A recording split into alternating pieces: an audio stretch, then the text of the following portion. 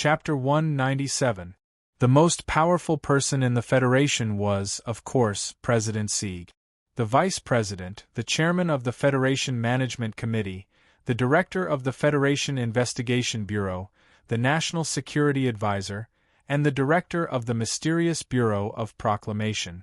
These were all important figures who stood beside the President, who stood at the pinnacle of power in the Federation. The chief executives of the various regions, as well as the governors of large states like Ross, were all people of low status. However, the one with the highest prestige in the hearts of the Federation citizens was the old man from the lees of Philadelphia. Outside of the political structure of the Federation, the 7 great families were hidden in the shadows. However, they possessed sufficient power to stand up against these important figures mentioned above. This was especially true for the Zhong family from the West Woods, who had been stationed at the edge of the universe for generations. They were akin to warlords. The Tai family was the most mysterious and low-key of the 7 great families. All these years, the leader of the Tai family had always been a woman. Ever since she got engaged to the previous head of the Tai family at the Double Moon Festival Ball at Yue University, that woman had been the most powerful woman in the Federation since she was in her 20s. Especially now that the Tai family was gradually stepping into the limelight, the existence of this woman was even more important. Every decision she made could possibly affect the future of the entire Federation. After becoming friends with Tai Xuan, Su Lu learned about the history of the Tai family and their status in the Federation. He had once been curious as to what kind of person this powerful Lady Tai was. After coming to the capital and entering the Nutshell prison, especially after being released from prison for the past 2 days, he had truly felt the terrifying influence that the Tai family had on the Federation. Thus, this curiosity had become even stronger. Sitting in a black car, sitting on an electric scooter, looking at the scenery of the lake and mountains, looking at the ivy-covered corridor, Su Li's mood didn't relax at all. This was because he knew that he was about to meet that woman. He kept guessing in his heart what kind of person Lady Tai should be. No matter how he thought about it, he couldn't figure it out. Until he came to the balcony and saw the woman smiling as she watched Zhou Yu's wrist movements under the parasol. He suddenly understood that Lady Tai should be like this. Because of the passing of youth, she appeared ordinary and peaceful. There was nothing special about her. No matter how the people in the Federation guessed, Lady Tai looked like this, and this woman was Lady Tai. Secretary Shen politely pulled out the chair next to Zhou Yu and gestured for Su Lu to sit down. Then he went to Lady Tai's side and pulled the chair to the back. He sat down quietly and didn't care about the blazing morning sun outside the parasol. He silently rubbed his hands and maintained a suitable distance from the 3 people under the parasol. Su Lu felt that his lumbar vertebrae seemed to be a bit rusty, and the movement of sitting down was somewhat difficult. It was clearly a scene of afternoon tea on the lakeside balcony, but because of the existence of the woman across the table, there was a trace of uneasiness in the atmosphere.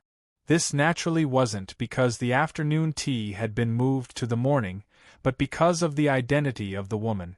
This was the smell of power. After taking the teacup handed over by Zhou Yu, Su Lu subconsciously looked over and saw Zhou Yu quietly lowering her head to divide the tea. Every movement was so natural and graceful. Su Lu had seen many sides of this girl, but he never imagined that Zhou Yu would be so pure, so quiet, and so virtuous. After Su Lu took his seat, the lady across the table didn't say anything. Instead, she held a small teacup made of Guna porcelain and slowly took a sip. She narrowed her eyes and looked at the lake below the terrace, as if she was thinking about something long ago. Su Lu was silent for a moment. He picked up the teacup handed over by Zhou Yu and took a sip. There was no food to eat in the district procuratorate, and he didn't drink much water in the morning. The key was that the air on the balcony had become a bit dry because of the smell of power. His throat was a bit dry and spicy. He finally understood why Zhou Yu was able to expose the political collusion behind the laboratory data the night before. A girl who often drank afternoon tea with Lady Tai, trained under this kind of pressure, shouldn't be a normal person to begin with. But this kind of tea was too depressing. Sulu lowered his head slightly and put down the teacup.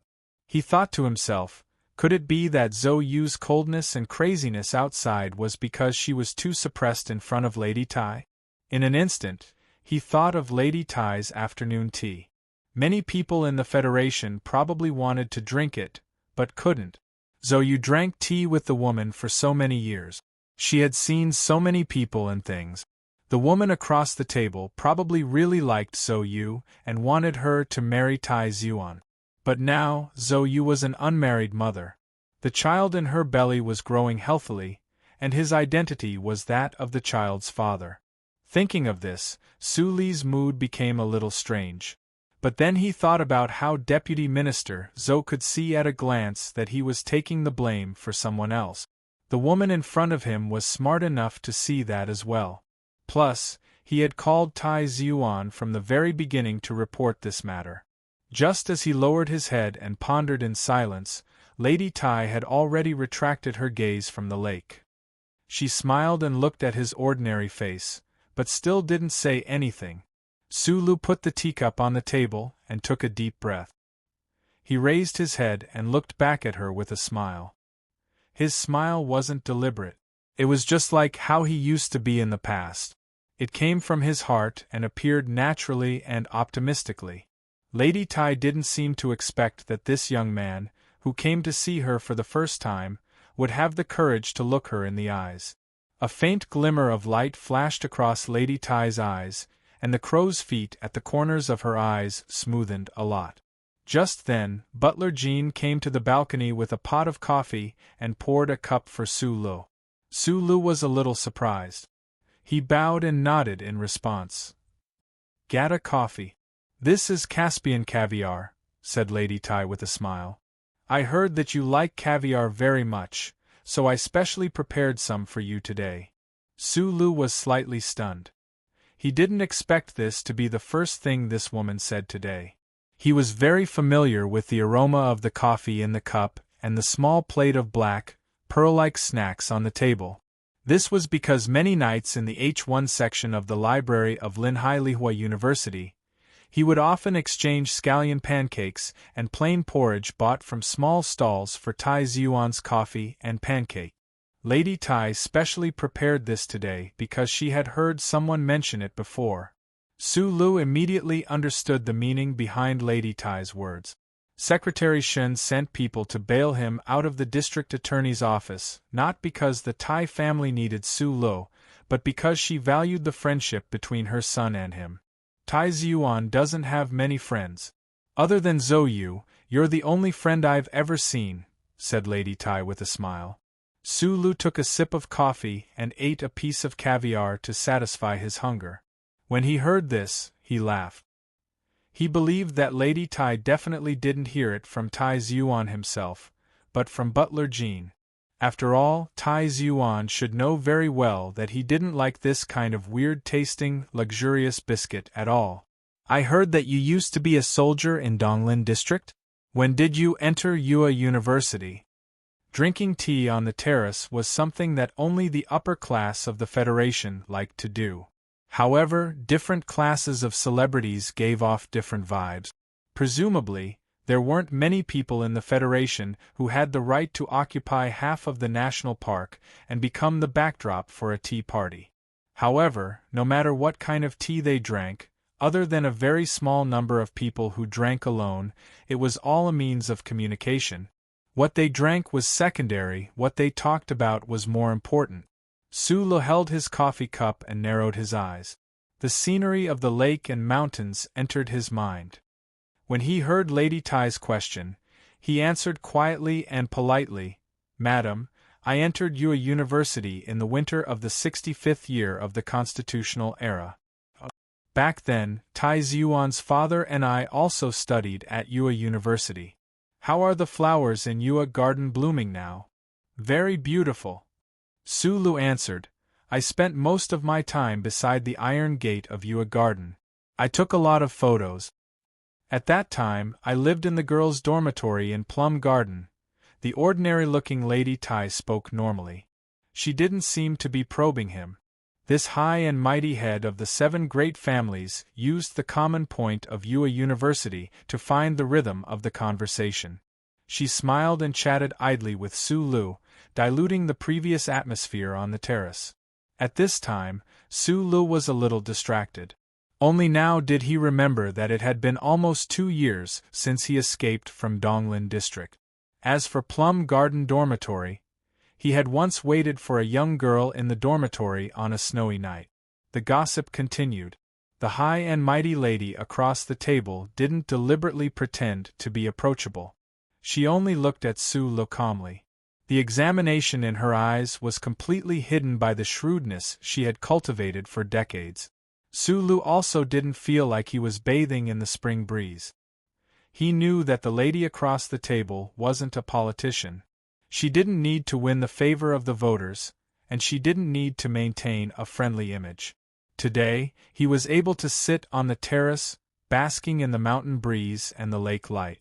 It wasn't because he had the data from the laboratory as his capital, nor was it because he had a good relationship with Tai Zhuan. It was because the lady across the table wanted to look at him for some reason. After the matter of Yue University was finished, Lady Tai stood up and left. So you followed behind her. She found an opportunity to turn around and sneak a glance at Su Lu. She made a strange expression. Only Su Lu and Secretary Shin were left on the terrace under the parasol.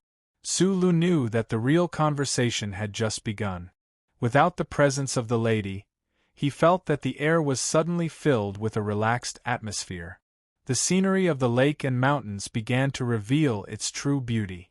Secretary Shin smiled at him and asked, "Do you still have the data?" "Yes." "When will you give it to me?" Chapter 198. Raising one's eyebrows or raising one's eyebrows didn't mean that he was angry or hostile. Little Lu knew very well that he had no reason to be angry or hostile on the terrace of Macho's back mountain. Thus he smiled.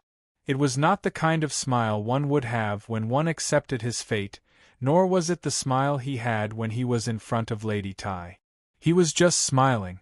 Thus, Secretary Shin also smiled. He personally poured another cup of coffee for Su Lu and then sat back in his chair, quietly waiting for the other's reply. As Lady Tai's secretary, Shunli understood the style of the 7 major families of the Federation very well. The Iron Schemer was not only referring to this family's meticulous planning, but also to the fact that this family planned before making a move, not leaving any benefits for the opponent.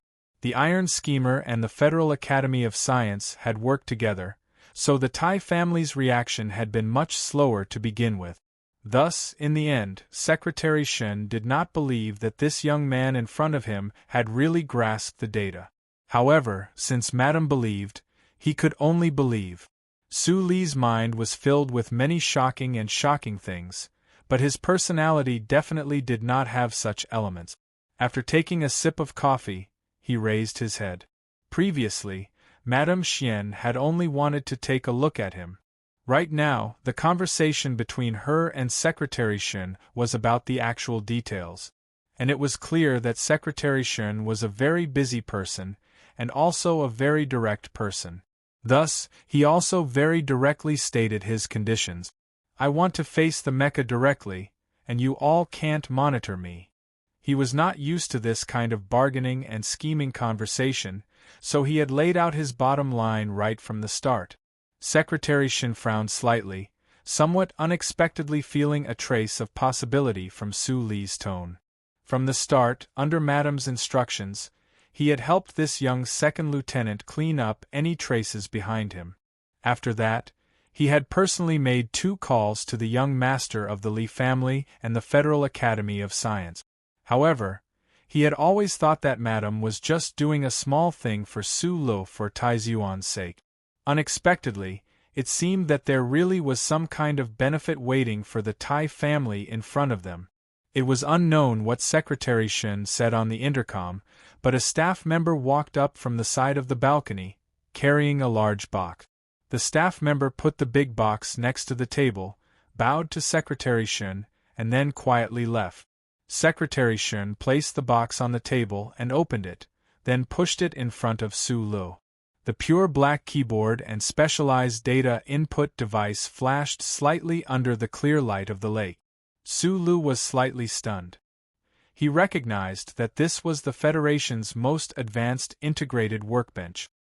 He understood why Secretary Shun placed the workbench in front of him.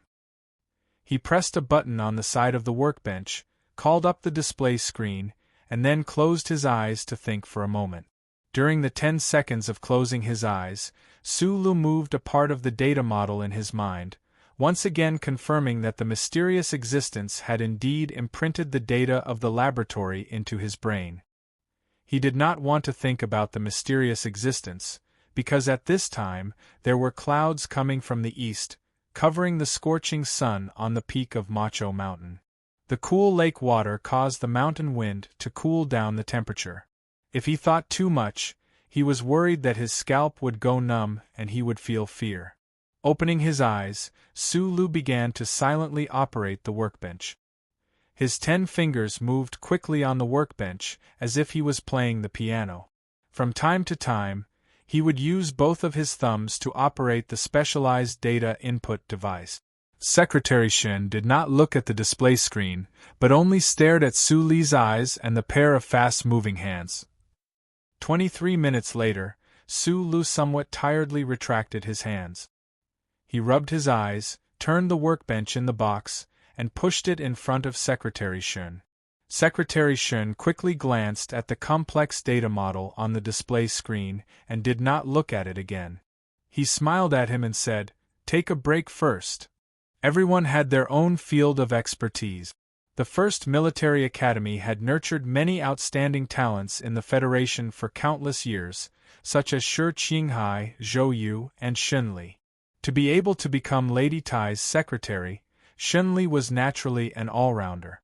However, when it came to data models in the Federation's most advanced field of technology, he admitted that he was much inferior to Su Lu. This workbench should be connected to a certain extent. The Tai family had specialized technicians analyzing the meaning of this data model, Su Lu thought. A few minutes later, Secretary Shun slightly closed his eyes, as if he was listening to the sound of the communication device in his ear. A moment later, he slowly raised his head. However, the gaze he used to look at Su Lu now was much more formal, much more serious. "It is very difficult for me to agree to your conditions just now," Secretary Shun said sincerely. "The development of the new generation of mecha in the Federation is a systematic project. Even if you have mastered the most critical technology, you cannot complete this project alone. This will require the cooperation of at least 1,000 engineers." Su Lu listened quietly, his eyes fixed on the layer of white foam swirling gently in his coffee cup. No one knew what he was thinking. "I need a MX prototype mecha for research. Professor Shun's name must be on the Federation's list of manufacturers of the new generation of mecha." Su Lu lowered his head, looked at the coffee cup, and said, "I did not hesitate to kill and set fire to the data in the laboratory. This is all for this. Why must you participate in this process? Other than the government, or in other words, the Shell Motor Company, no one else in this world can provide these industrial foundations." Secretary Shun stared into his eyes and said coldly, "The Tai family may be able to, but the Tai family has done so much for you without any benefits. This agreement is very difficult to reach. No matter how good your personal relationship with the young master is, it is still the same. I admit that I cannot change anything by myself. The development of mecha does indeed require the large industrial foundations you speak of, so if you want to compete with the Federal Academy of Science for time, I need to stay at the Shell Motor Company to watch closely."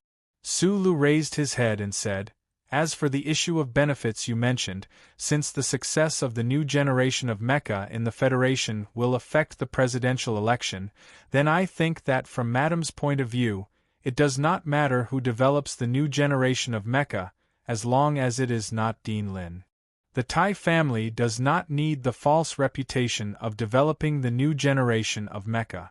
They only need someone else to succeed before them. Su Le looked at Secretary Shin's thoughtful face and continued, but my teacher really needs this false reputation. To be precise, other than the false reputation behind him, he can no longer enjoy anything else. Secretary Shin did not speak for a long time. He was probably calculating in his mind.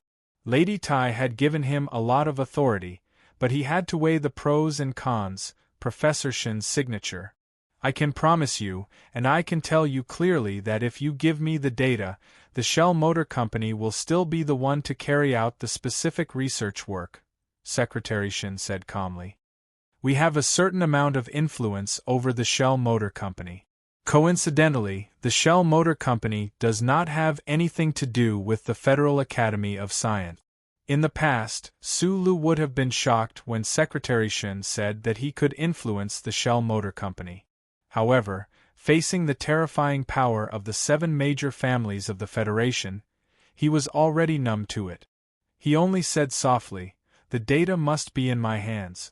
In that case, can I go directly to the Shell Motor Company?" "Can you not go to the Shell Motor Company?" Secretary Shin suddenly said. "How about this? I'll arrange for you to go to the Whitewater Company. As for the data, I'll set up a direct channel. You can contact the people in the Shell Motor Company directly." The development of a new epoch-making mecha for the Federation was a great honor, and naturally also a great benefit. If Secretary Shin agreed to all of Su Li's requests, the Tai family would not be able to gain any advantage. However, for some reason, Secretary Shin suddenly gave in. Whitewater Company. Su Lu suddenly remembered that the first test of the prototype MX mecha for the Federation seemed to have taken place at this Shell Motor Company. However, the problem was that the Tai family's strength should be at Black Eagle. Why would they send him to Whitewater? These past few days, you've caused too much of a ruckus in the Research Institute. In addition to the incident at Hushan Road, who knows how many pairs of eyes will be watching you? It's not suitable for you to stay in the Shell Motor Company's headquarters any longer, Secretary Shin said. The only place that can meet your requirements is the Whitewater Company, said Secretary Shin. The Shell Motor Company is definitely out of the question. If you appear in the Shell Motor Company, both the Li family and the Academy of Science will be wary. Su Lu was silent for a long time before nodding. Secretary Shin smiled and closed the black workbench in front of him. He stood up and shook hands with Li Du. When their hands touched, it meant that the agreement between the two parties had been reached. Su Lu did not express his gratitude to Secretary Shin for saving him from the district attorney's office. Secretary Shin also did not represent Lady Tai to express her gratitude to Su Lu for his performance at the Linhai State Gymnasium. Those matters were on another level. Secretary Shin suddenly looked at him and asked, "I'm very curious about something. I heard that half a year ago the Crown Prince personally invited you to join the Tai family. You never agreed. Why are you willing to cooperate with us this time?" "If I join the Tai family, I will be Tai Zhuan's subordinate," Su Lu said with a smile. "Cooperation is equal." Secretary Shin's smile became somewhat profound. This young man in front of him actually wanted to cooperate with the Tai family on an equal footing. What kind of arrogant and presumptuous thought was this? However, there was not a single trace of arrogance in the other party's honest expression. There was only a trace of absurd sincerity. Beside the window on the top floor of the small building facing the lake, Lady Tai silently looked at the lines of the lake. The lines at the corners of her eyes were like the things she had experienced over the years. They gradually accumulated and could not be undone. She quietly listened to the voices beside her. She did not miss any of the words that Secretary Shin and Su Lu said. When she heard the word cooperation, she could not help but smile. She could hear that Su Lu was not used to this kind of bargaining. She could also hear that this young man was immature and stubborn. She did not dislike this point. Instead, she felt that it was somewhat interesting. The metal in her hand was slightly cold. Lady Tai lowered her head and looked at the small tool in her hand. This was the small blue device that Su Lu had left behind in the Nutshell Laboratory. Since the beginning, the Tai family's influence in the Federation had been secretly cleaning up for him under the instructions of this madam. They naturally did not leave behind this device. Chapter 199. Su Lu entered Yue University with Professor Jin's recommendation letter, but it seems like he doesn't know this himself. Butler Jin stood beside Lady Tai, like a pine tree by the lake, hidden in the mountains and rivers, undetectable. He said apologetically in a low voice, "About this, I've known about it for a long time, but because young master insisted on not informing you, so he did not finish his sentence." Lady Tai looked out of the window quietly, her hand slowly caressing the small device that emitted blue light. In the entire Federation, she was probably the only one who could see the wisdom hidden within this small device, as well as the man behind this wisdom.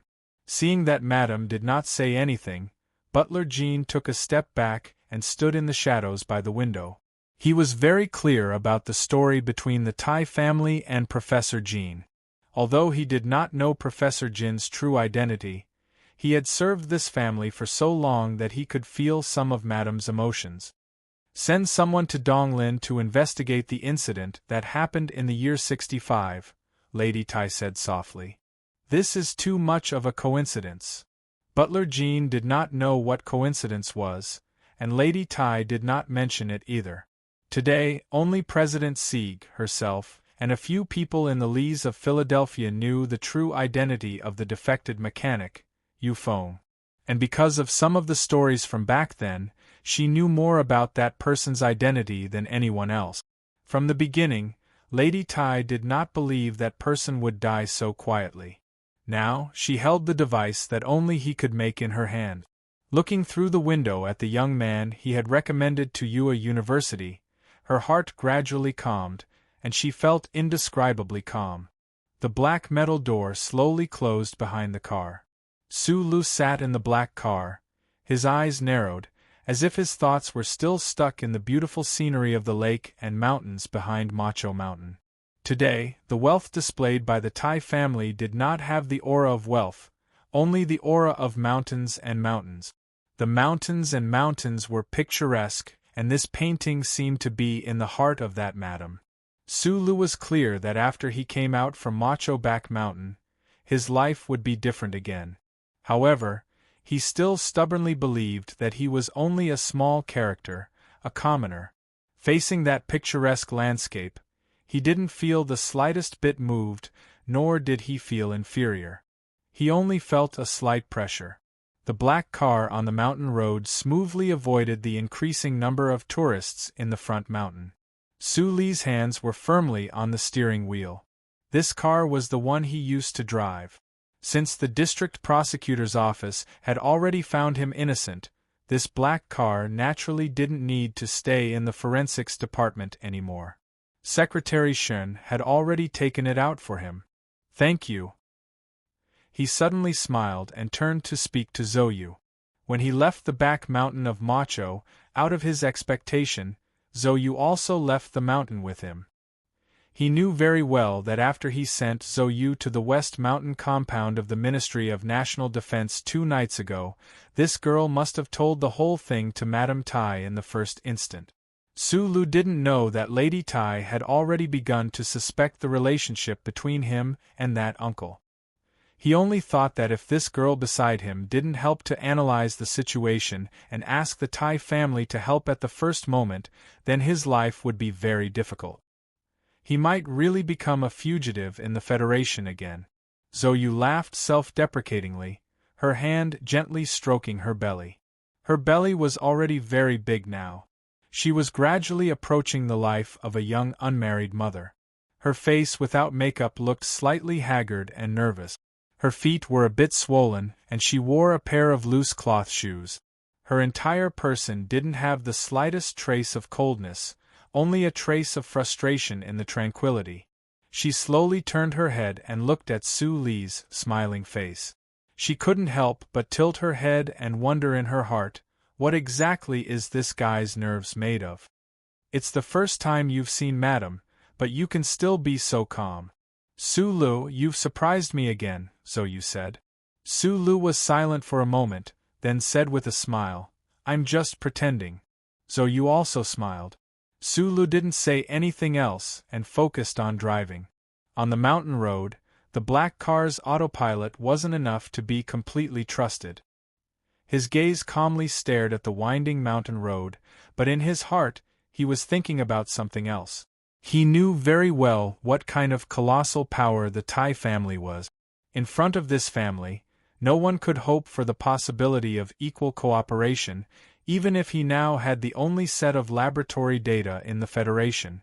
However, Secretary Shen had nodded earlier, and the Tai family had even given up most of the benefits. This made him a bit confused. Earlier, when he was bargaining on the balcony, he had only clumsily put forward his own demands, but he didn't expect the other party to agree. Why was this? Late at night in the suburbs of the capital, the black car was like a ghost parked in the parking lot of Linyuan. After returning from Macho Mountain, Sulu and Zhou were led by the waiter into the restaurant. They had just returned from Shanshui and entered Shanshui again. In the afternoon, Zhou had even invited Sulu to walk around the famous scenic spots in the capital.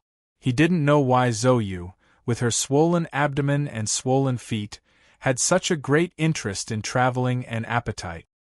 He narrowed his eyes and looked at the private jet that occasionally landed under the white cliff behind Linyuan, but in his heart, he thought of George Carlin's theories. George Carlin had always believed that the core of the unfairness of the Federation was that confidence was not made public. This was the so-called principle of class information asymmetry. Linyuan was originally the exclusive restaurant of the HTD Bureau of the Federation.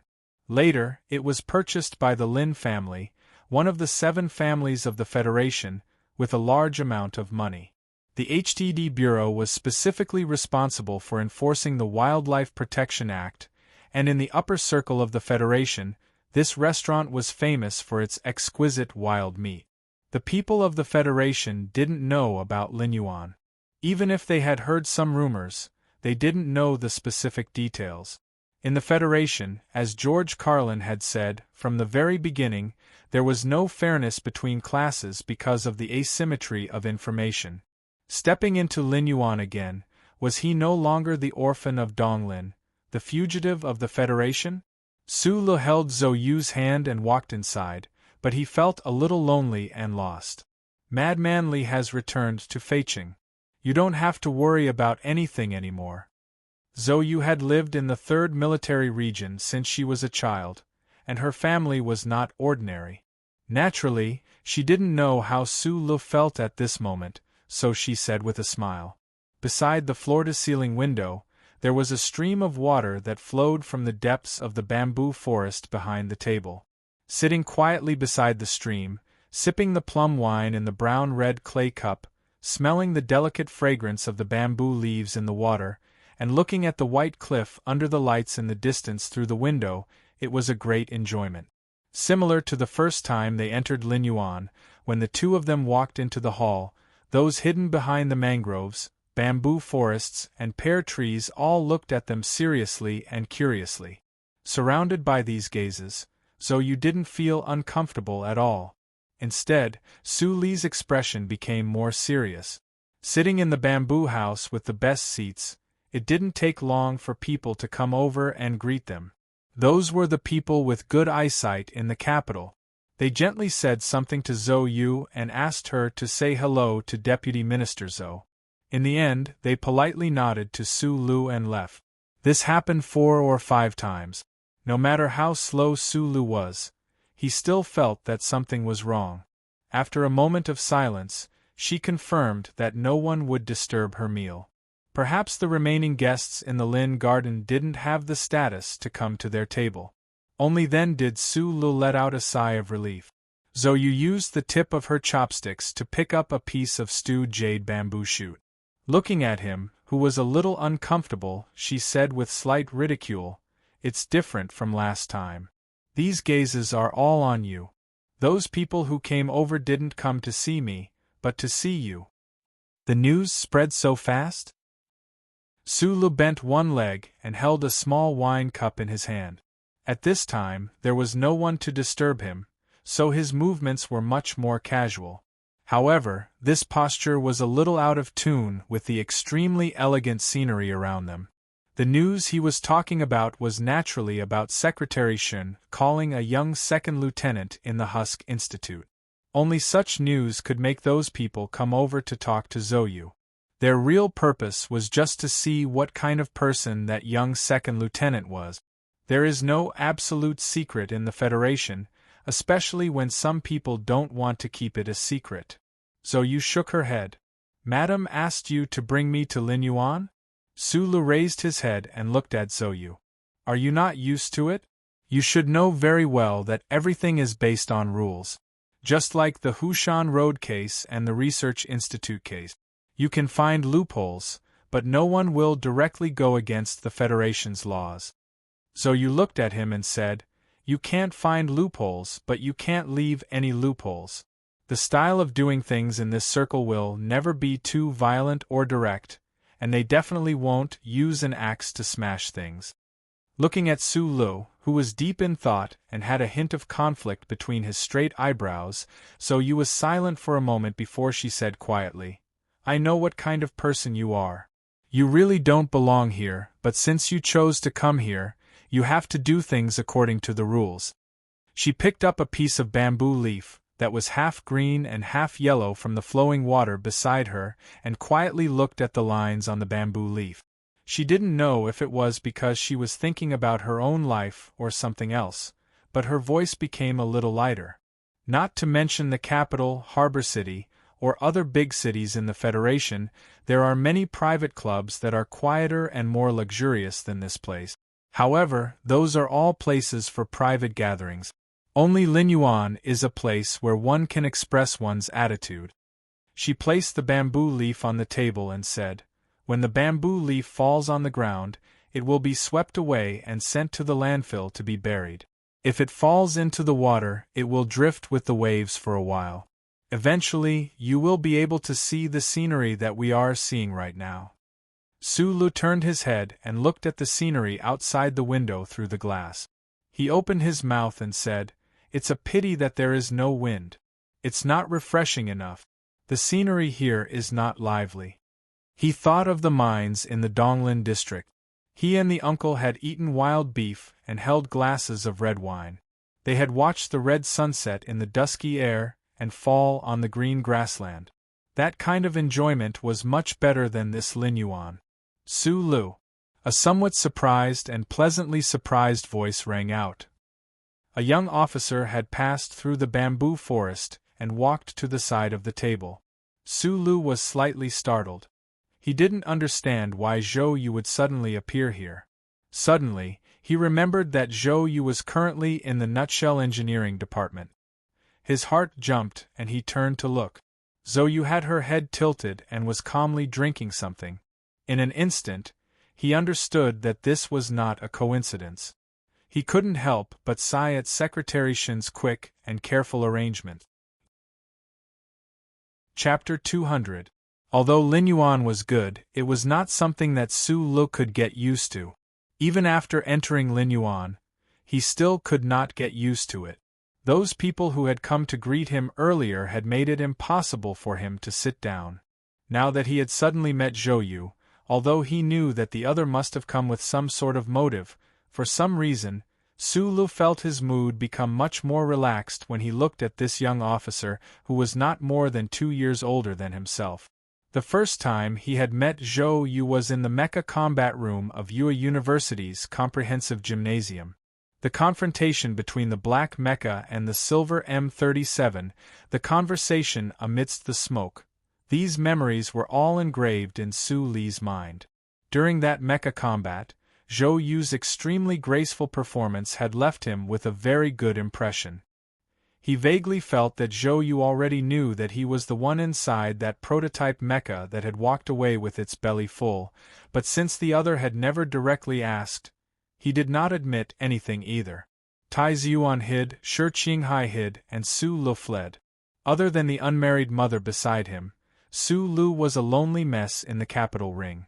If it was said that lonely people were shameful, then Su Lu was unquestionably so shameful that he was hated by both men and gods alike. He was a young man, so he naturally had the mental need to interact with others.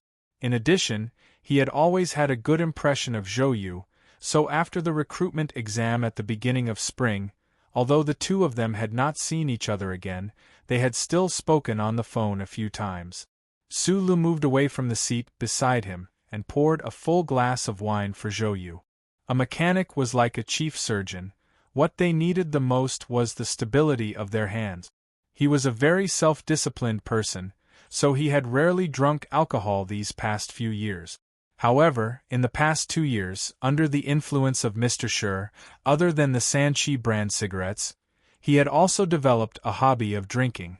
Fortunately, although the color of the plum wine was thick, its actual alcohol content was not high.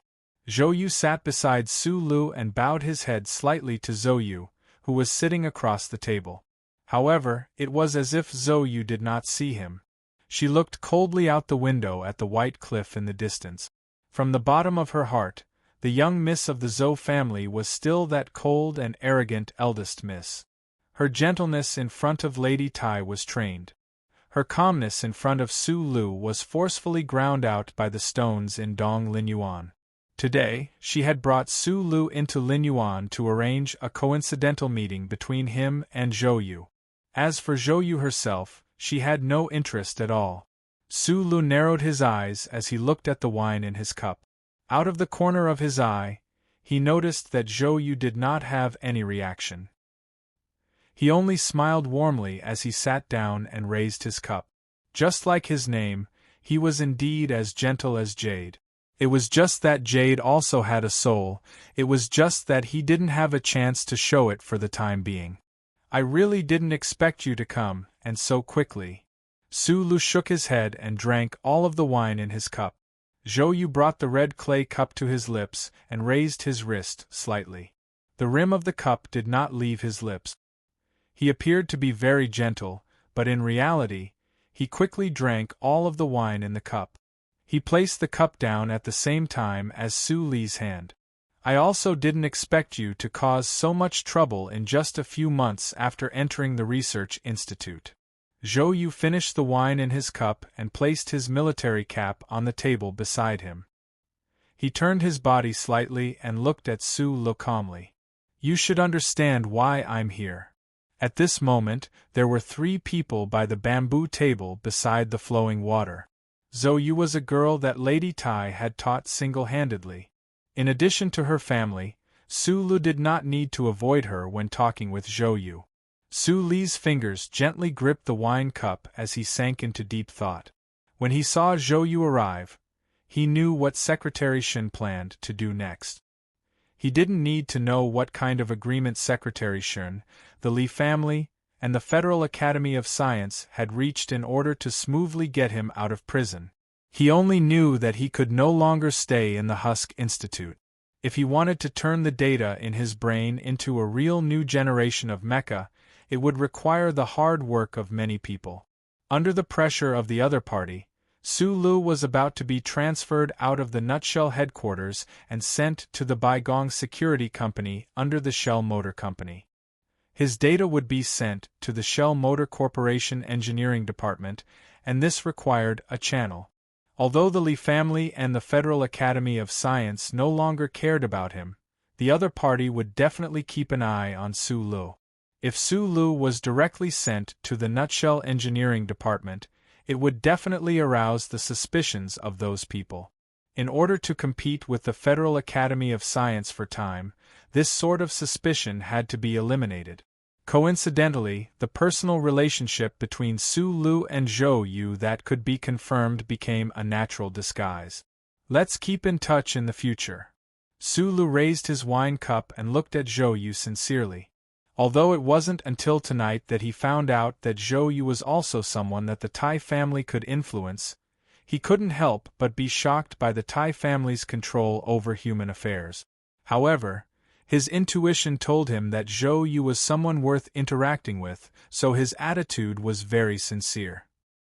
Zhou Yu downed the wine in his cup once more and said with a smile, "Last time, when I sparred with you at Yue University, I thought that your talent in mecha operation was astonishing. But I really didn't expect that you would actually be able to influence the development of new mecha for the Federation. You have brought me too many surprises, so please don't worry, I will cooperate with you very well." Being directly reminded of the past by Zhou Yu, thinking back to the battle between the two mecha at Yue University, Su Lu looked into Zhou Yu's eyes and couldn't help but laugh self-deprecatingly. There was no such thing as mutual admiration between heroes. The two of them had just found that they were somewhat compatible. "I'm currently in the engineering department's office. Anda has been specially recruited to be a mecha test pilot." Zhou Yu put down his wine cup and turned to look at Su Lu. After a long silence he said, "In the end it's still you from Donglin who's developed the fastest." Su Lu didn't say anything, pouring him another cup of wine. At the same time, he filled his own red clay wine cup and raised it. The bamboo leaves of the bamboo house fell into the meandering stream. The three of them drank in silence by the window. Zhou Yu observed Su Lu but found that he couldn't quite understand this person. He was born in the West Woods region, which was at the forefront of the battle between the Federation and the Empire. The people of the West Woods were mostly bathed in blood and fire. Their temperaments were valiant and ruthless, and they had a spirit that would rather break than bend. Although Zhou Yu's expression was gentle and amiable like a gentleman, deep in his heart, there was still a trace of unwillingness to fall behind others. Tonight, when he saw Su Lu in Linyuan, Zhou Yu knew that even if he didn't want to, he had to. Perhaps it was luck. This person from Donglin had first met Tai Zhuan, then met Professor Shun. He had grasped the Federation's most important and confidential data, and had even received the strong support of the Tai family. Just based on these points alone, he had already left Zhou Yu in the dust. Zhou Yu drank his wine in silence. Before coming to Linyuan, he had already learned all the details of the entire incident from Secretary Shun. He understood that Su Lu didn't rely on luck.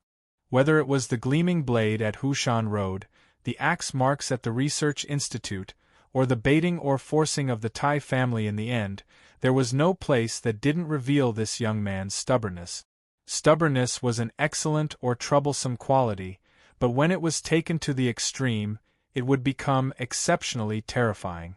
Just like at this moment, the scenery in Linyuan was beautiful. There was no music to annoy the ears, but there was running water that could calm the heart. The people eating and chatting, or rather, the people wore simple but expensive clothes that fit their bodies. Their movements were elegant and quiet.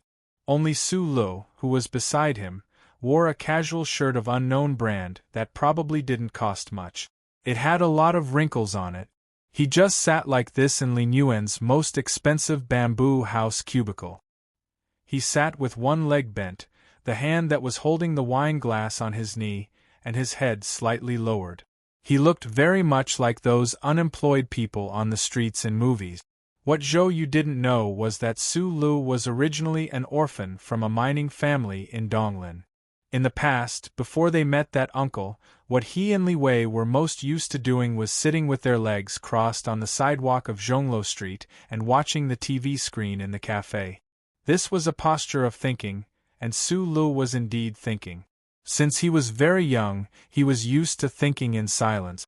In his opinion, if people didn't think, they were no different from the bison that only knew how to lower its head and eat grass outside the electronic fence. He was thinking about Linyuan, the delicious food on the table, the scenery outside the window, and the future. He thought very clearly, so when he bent his leg and held the wine glass, he vaguely became that orphan on the streets of the past. No one had entered Wang Du's fuming apartment. The surveillance equipment installed around the building confirmed that it was safe. Zhou Yu's expected delivery date was at the end of July, and she had already moved back to the Shishan courtyard. Presumably, The faint knife marks on her face and her impossibly large belly could sever the last hope of the Minister of Defense's family. As for whether Lady Tai had spoken during the Zhou family's reconciliation, Su Lu wasn't sure. It was just that he wasn't used to the fact that there was suddenly one less person in the room, so he buried his head and slept. When he woke up, he began to take big bites of the ready-to-eat lunchbox that had been automatically reheated. For 3 whole days, his life consisted of sleeping and eating. He only walked out of the apartment and returned to the research institute after he had replenished all the energy and mental energy that he had expended. Many of the Husk Institute's staff had seen Su Lu smash the laboratory into pieces with their own eyes. There were also some people with backgrounds who knew that he was involved in the death of an active duty officer in the Ministry of Engineering. When they saw him walk into the research institute like nothing had happened, their eyes suddenly became extremely shocked. The director of the 3rd department of the research institute personally wrote an electronic recommendation letter for Su Lu. He was sure that he hadn't done anything wrong in the past few days. The young second lieutenant in front of him really did have a close relationship with Deputy Minister Zhou. Otherwise, he wouldn't have been able to stay in the Shell Motor Company after causing such a big mess. After Su Lu received the recommendation letter, he refused the enthusiastic director's request to personally deliver it to the Whitewater Security Company. He drove himself to the address on the letter. The black car once again drove past Hawking Avenue, where the Ministry of Finance was located. It drove past the dead end that led to the Bureau of Proclamation. The corners of his eyes twitched slightly, and he forced himself not to think about the omnipotent charter computer at the end of the road. At this moment, the phone rang. The sound of the 7th young master of the Li family, Li Xiaodong's extremely hearty laughter could be heard. "I heard that you have been assigned to the Whitewater Company?" Su Lu was slightly surprised. He didn't expect that after the night at the Ivy Garden, this person would actually take the initiative to contact him. He believed that he didn't have anything that the other party needed. Both the Li family and the Federal Academy of Science had already confirmed that the core data was in their hand. "Yes, I'll report right now," Su Lu replied. The other end of the phone was silent for a moment. Then the voice said, "Can you do me the honor of coming out for dinner tonight?" Su Lu subconsciously looked at the weather outside the window. He confirmed that the sun's orbit today was normal. Perhaps the silence made Li Xiaodong a little uncomfortable. He said very seriously, "I don't mean anything else. I just want to hang out with you." Chapter 201. White clouds floated on the mountainside in the distance. The dark green fields stretched as far as the eye could see. The precision irrigation equipment of the Federation's automated farm was spraying morning dew under the sun. From time to time, a faint buzzing sound could be heard. It was in perfect harmony with the chirping of the insects in the forest beside the road. The capital special district's traffic was very developed.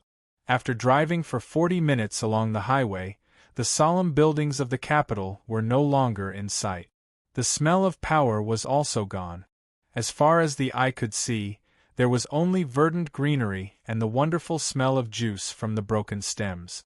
Just beside the Federation's automated farm, high walls and iron fences separated a large area.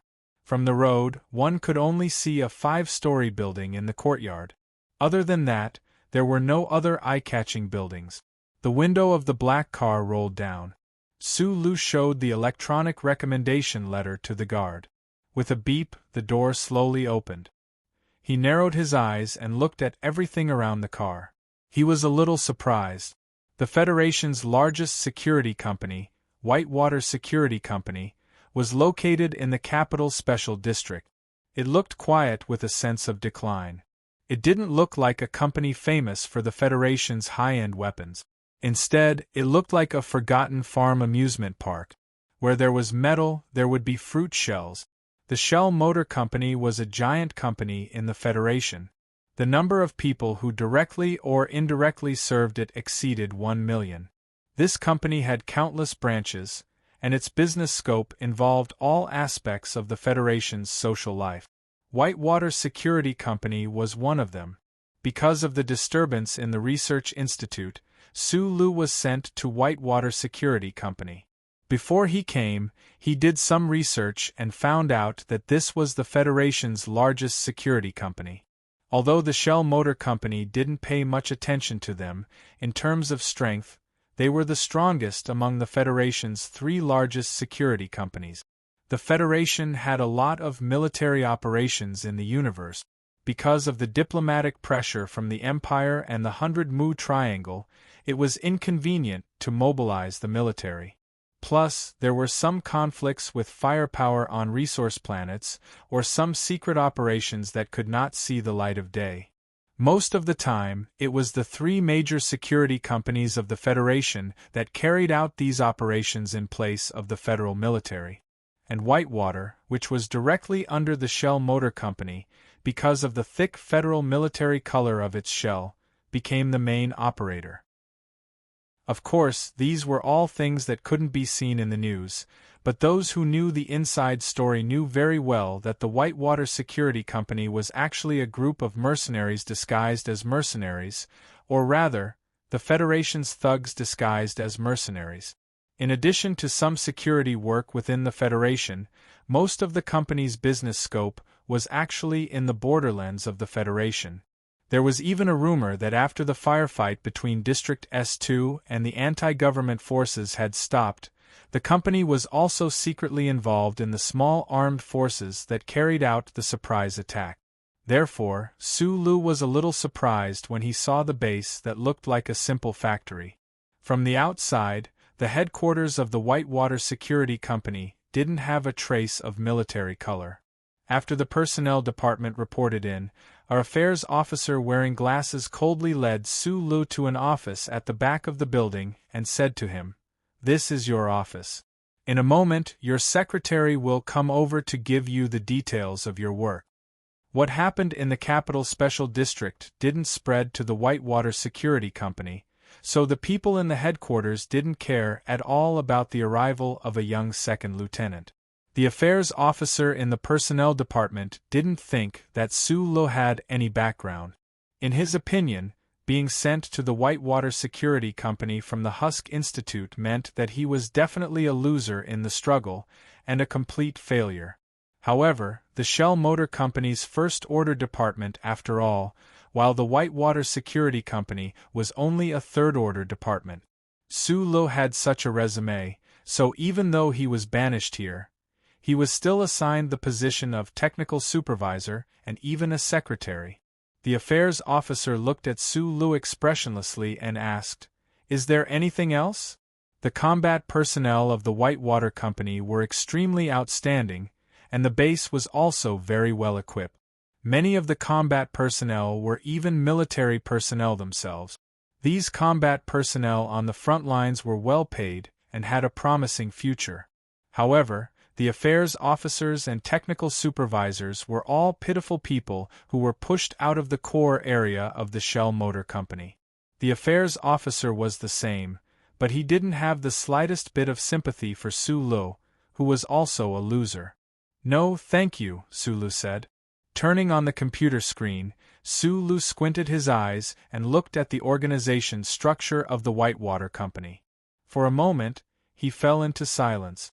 The Whitewater Company was established 24 constitutional years ago. The current CEO, Garay, was once the commander of the Federation's Special Mecha Forces before he retired. According to rumors, after his term at the Whitewater Company ended, he might directly return to the Ministry of Defense to be the commander of the Operations Department. The structure of this company was very strange. Important people like the CEO and the head of training, as well as the basic combat personnel, all had extremely bright futures. However, people like Su Li's current role, technical supervisors and affairs officers, seemed to be forever stuck in the shadow of the Federation. They carried out those dark missions for the righteous Federation government, but they didn't receive any military medals or rewards. However, this had nothing to do with Su Lu. He was assigned to the White Water Company because of the consequences of his actions in the experiment. In order to appease the displeasure of the board of directors and the unrest in the research institute, even the Tai family could only do this much. Sulu never thought that he would go to a border resource planet to suppress the natives on behalf of the government, nor did he think about disguising himself as a militant and going to District S2 to destroy the anti-government military's resource base. He only needed to sit down in the technical supervisor position of this department, repair some mechanical equipment required by combat personnel, and live out this period of time peacefully. Until the Federation's new generation of MX-type mecha was successfully developed, it looked like he would have to spend his life in this company. Thinking of this, Sulu narrowed his eyes and looked around his office. This was the first time in his life that he had an independent office that would not be disturbed by others. The problem was that although this office was very luxurious, other than a computer and some furniture, there was nothing else. The company has 5 subsidiaries under its jurisdiction: the training center, the shooting range, the weapons experiment department, the space guard, and the security consultant. Clients include the Ministry of Defense, the Police General Administration, and the HTD Bureau. We also accept requests from outside the star system, as long as these requests do not violate the Federation's laws. Our 7th team's main business is in the security consultant area. Sulu lowered his head and listened to the secretary's report. To be honest, when he first heard that there was a secretary, a strange feeling arose in the young man's heart. He secretly prayed that the company would not give him a middle-aged woman with a lifeless aura. When this secretary named by Yulan walked into the office and began to introduce the Whitewater Company's situation according to the script, Sulu could not help but sigh softly. The name female secretary was a bit vulgar, but the wonderful thing was that this secretary was not a middle-aged woman, nor was she a young and attractive girl who had just graduated. Because the person who came in was not a female secretary at all. The secretary by Yulan was 1.73 meters tall. His facial features were gentle and soft, and his eyes were calm. He stood quietly in front of Sulu like a girl, but the problem was that he was not a woman, so this kind of aura was a bit strange. Sulu narrowed his eyes and looked at him. From this strange aura, he caught a hint of danger. Sulu's ability to recognize people was very strong. He had the keen intuition of an animal. If it were not for the fact that Secretary Bai stood in front of him like a serene young girl and did not show any hostility, perhaps he would have felt the hair on the back of his neck stand up. Only people who had killed many people and did not take human life seriously would show this kind of aura. In the past years, Sulu had seen many powerful people, such as Captain Tian, Madman Li, and Brother Xing, who was beside the 7th young master of the Li family. The secretary in front of him, Bai Yulan, was different from these people. He restrained himself very well, but he always gave people the feeling that he would go crazy in the next moment. The calm and gentle expression on his face would turn into a bone-chilling coldness in an instant. When Sulu was looking at Secretary Bai's eyes were looking at the booklet in his hand. His heart was calm, so his appearance was calm. Although he did not welcome a young second lieutenant sent by the Research Institute to be the technical supervisor of his group, he did not show the slightest expression. He just calmly and indifferently did what he was supposed to do. After being in the military for many years, Bai Yulan was used to seeing death and blood. He did not see this young and ordinary guy in front of him. What is the work of our group? Sulu noticed that Secretary Bai's hands were as white as jade and very delicate. Reporting to the technical supervisor, Team 7 does not have any work arrangements this year, Secretary Bai replied politely. Sulu was not used to the title of technical supervisor. Whitewater Company was a subsidiary of the Shell Motor Company. In addition to carrying out those dangerous missions, the most important work was to cooperate with the Federation to experiment with new weapons and equipment. Therefore, within Whitewater Company, the technical supervisor had more power than other security companies. Su Lu was the technical supervisor of Team 7, which was why this delegate by Yulan was his secretary. Since Team 7's main work was in the field of security consulting, they definitely would not be stationed on a border planet. However, they also did not have the opportunity to come into contact with those few failed MX prototype mecha. A faint feeling of disappointment grew in his heart. Half of year 67 of the constitutional calendar had passed, and Team 7 of Whitewater Company's Security Consulting Department still had not carried out any missions. Su Lu felt that it was a little strange. Although the Federation had always maintained good law and order, the rich and powerful had always attached great importance to their own security. With Whitewater Company's reputation in the industry, it should not have been possible for Team 7 to not have any business for an entire year. He looked at Bai Yulan's delicate hands and was somewhat lost in thought. Bottleneck, really bottleneck. I've washed my face many times, but I still can't calm down. I think my writing is bad, very bad, very bad. I can't write tonight. I've already forced myself to write this chapter. If I force myself to write another chapter, it would be a waste of everyone's money. I'll only write one chapter today. Everyone, please forgive me.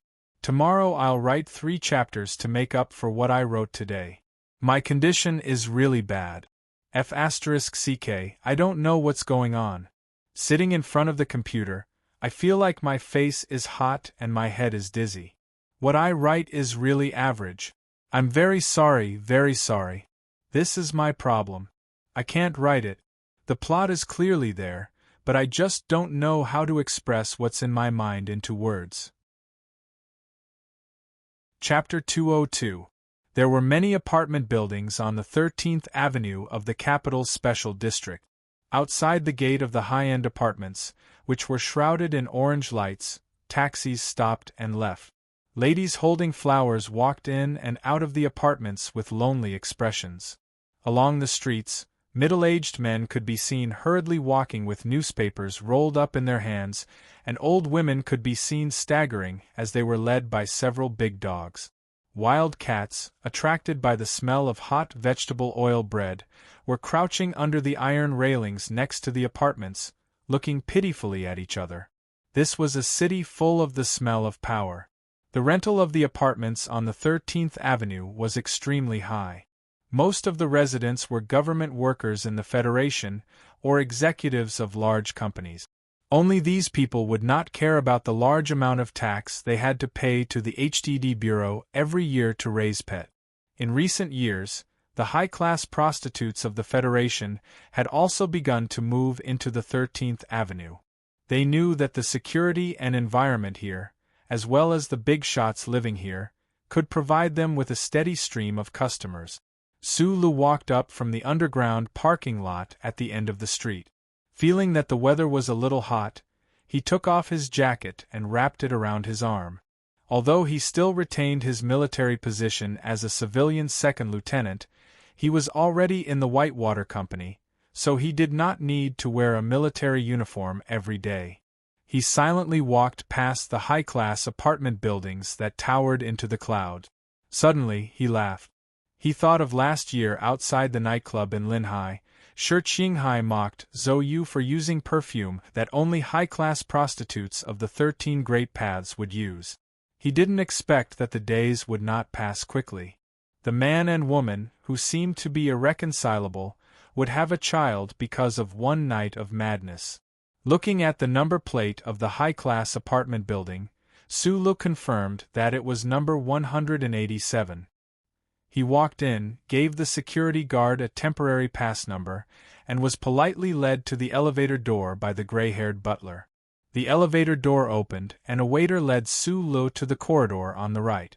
The more they walked, the more silent Su Lu became. He realized that the top 3 floors of the high-class apartment building had been completely opened up. The side of the corridor was quiet, and the dome above his head was made of transparent tempered glass. He did not know how much such a renovation would have cost. At the end of the corridor was a small room. The green wallpaper filled the entire space, and there was an oil painting on the wall. It was a dazzling golden sunflower. Opposite the oil painting was a glass window, and the window sill was densely packed with green plants. The flowers between the plants were blooming. All that entered his eyes were flowers, and at a glance there were flowers everywhere. However, these bright and colorful flowers did not make it difficult for people to feel annoyed. Instead, they only felt that the colors were bright and it made people feel refreshed. Just like in the bedroom in the ivy garden, Li Xiaotong was always surrounded by flowers. It seemed that only in this way could the seventh young master of the Li family convince himself that he was just a playboy. The first thing Su Lu saw was not Li Xiaotong, who stood like a plum blossom, but the silent middle-aged bodyguard behind Li Xiaotong, Brother Xing. Brother Xing was standing behind Li Xiaotong's chair with his hands behind his back. He looked like a gun tightly bound with countless layers of coarse cloth. The cold light was restrained, and the murderous intent was not released. Li Xiaotong saw Su Lu come in, smiled, stood up, and reached out his hand. "I am very surprised that you can come, but I am also very happy." Su Lu clumsily reached out and shook hands with him. He had seen a lot of big shots and visited a lot of high-class places over the years. His heart had been shocked by the picturesque landscape of Macho's back mountain, so he shouldn't have been shocked by Li Xiaotong's three-story building. However, he was still a nobody in his bones. Besides, coming here today was the first time that he was talking to the big shots of the Federation as an equal. Therefore, he was not used to it. During the night visit to the Ivy Garden, Su Lu did not cut off Li Xiaotong's head with the knife in his hand. On one hand, he knew that Park Ji-ho was not sent by the seventh young master of the Li family. On the other hand, the silent Brother Xing was too strong. After that night's conversation, Li Xiaotong helped him hide the news of Park Ji-ho's death for a while. Although he did not do much, he still helped Su Lu. This morning, on the road in the suburbs, Su Lu received a call from this person. He had been thinking for a whole day before he decided to come to the banquet. But he did not understand why the other party wanted to meet him. Logically speaking, everyone thought that he had lost the fight for the laboratory data, so he should not have any value that could be used. Su Lu believed in the Tai family's confidentiality. Even the young master of the Li family could not know that he still had the key data. As for what Li Xiaotong said on the phone about following him, Su Lu could not even laugh. The richest family in the 7 families of the Federation was the Li family. According to Zhou Yu, although Li Xiaotong was ranked 7th in this generation, he was actually the second-in-line successor. Why would such a person follow him? This was too ridiculous to be a joke. In fact, after Su Lu walked into the room, the 7th young master of the Li family seemed to have forgotten what he said on the phone. He just gently chatted with him, and introduced the oil painting of flowers and trees in the room. Lin Banshan once said that the old men in the Federation are already rotten. They like to do things in the company of tea, in the heat of hot springs, and ponder with each other for 10 or 20 years before revealing their true thoughts. The dishes were already on the table. The aroma was not very strong, but the taste seemed to be very good. Maybe they did not want the aroma of the dishes to mix with the fragrance of the flowers in the room? These young masters were always so picky when it came to details. Su Lu drank a mouthful of water and listened to Li Xiaotong with narrowed eyes. He had heard the name Lin Banshan many times. He only knew that this person was different from the rest of the Lin family. The Lin Yuan that Su Lu had been to twice was his property. What made him feel a little strange was that when Li Xiaotong and Zhou Yu mentioned Lin Banshan's name, they would show a certain degree of respect and a little strange emotion. My eldest brother has no one in his eyes, only Lin Banshan. Li Xiaotong cut the vegetables on his plate. He lowered his head slightly, but the sincere smile on his face did not make the trace of malice disappear completely. He even looked down on your friend, the young master of the Tai family. Although I have always thought that my eldest brother has a good appearance, I have to admit that he is vigilant and respectful towards Lin Banshan. I am the same. Sulu knew what kind of person Lin Banshan was, but at least he did not need to know at this time. Lin Banshan said that when you open the door, you have to see the mountain. When you see the mountain, you are the mountain. You can stand still and let wind blow from all directions. Li Xiaotong put down his knife and fork, looked at Sulu across the table and said, "So I will get straight to the point. I don't care what problems there are between the family, you, and the lady behind you. I want to establish some kind of personal friendship with you. This is why I asked you to come here today." That night in the ivy garden, Li Xiaotong had expressed a similar intention to Su Lu, but there was no time to say it more thoroughly. Hearing this, Su Lu was startled. He looked down at the ordinary jacket on the chair beside him and could not understand the other's meaning. That night, Li Xiaotong had asked Su Lu to introduce him to Tai Zhuan at a suitable time, but Su Lu believed that just this little bit of benefit was not enough for the other to formally meet him. "I think you should know that the data from the laboratory has already reached the Federal Academy of Science. Even if you want to ruin the plans of the young master of the Li family, I am of no use," Su Lu replied, his eyes narrowing slightly. Until today, he felt like he was on the terrace of Macho's back mountain. He was really not used to this kind of atmosphere. Since the other party was willing to get straight to the point, he had no reason to hesitate. If it was said that Great Secretary Shen was willing to work with Su Lu because of his relationship with Tai Zhuan, and because he knew very well that Su Lu held in his hands metadata that could affect the presidential election, then what about Li Xiaotong? Su Lu did not think that a small character like himself had any right to win the other's personal friendship. This is indeed a very regrettable matter. That elder brother of mine was persuaded by that old fox, Senator Macklin, and burrowed headlong into the presidential election. He thinks that this is a very delicious cake, but in my opinion, he is not doing his job properly. Li Xiaotong smiled, but the sinister look between his brows was still thick. "But that night I told you that I don't care at all about the presidential election. No matter how the president of the Federation changes, the 7 major families are still the same 7 major families. This is something that history has long since proven." "But I am still the type of person that your family doesn't like," said Su Lu. "As long as I like it." Li Xiaotong sipped the champagne in his glass and said slowly, "Our Li family has always been doing business. That elder brother of mine has been doing well these past few years, and the old men in the family all like him very much. They actually allowed him to cross the line, but they don't know that the deeper you cross the line, the greater the risk. I don't want to do that. Doing business is for the sake of making money, why bother with those things?" Su Lu felt that Li Xiaotong was about to get to the point. "I am not Li Xiuzhu. I am a businessman, and I only do what a businessman should do."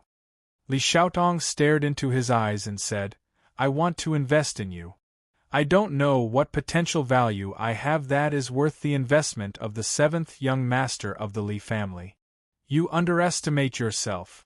Li Xiaotong looked at him quietly and said, "Without data, you still have this person who can easily break through the defense of the Ivy Garden and the 3 layers of scanning of the Research Institute.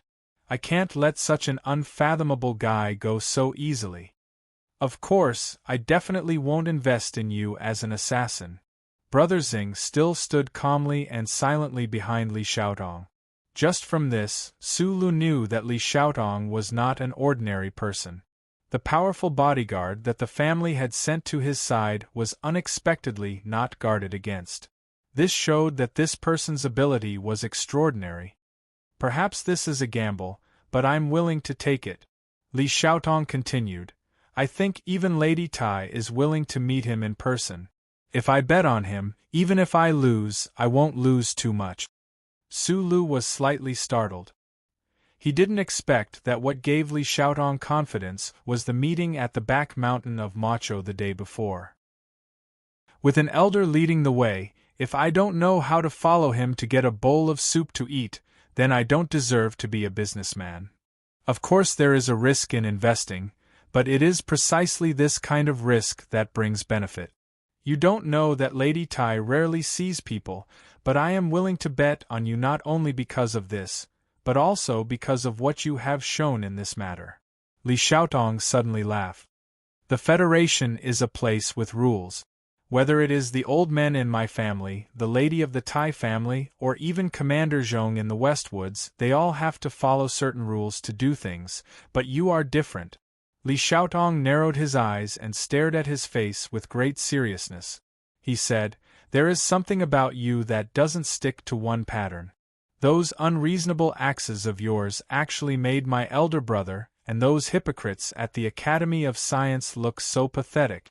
In this world where rules must be followed, you don't follow the rules. This is why you are destined to either die an extremely miserable death in the future, or you will fight for a completely different future." The last person in this circle who didn't follow the rules like this was Lin Banshan. No matter how arrogant that little madman of the Li family is, there is still the old man who can firmly suppress him. Other than Lin Banshan and you, I can't see anyone else in this circle who can't find something above their heads that can suppress you.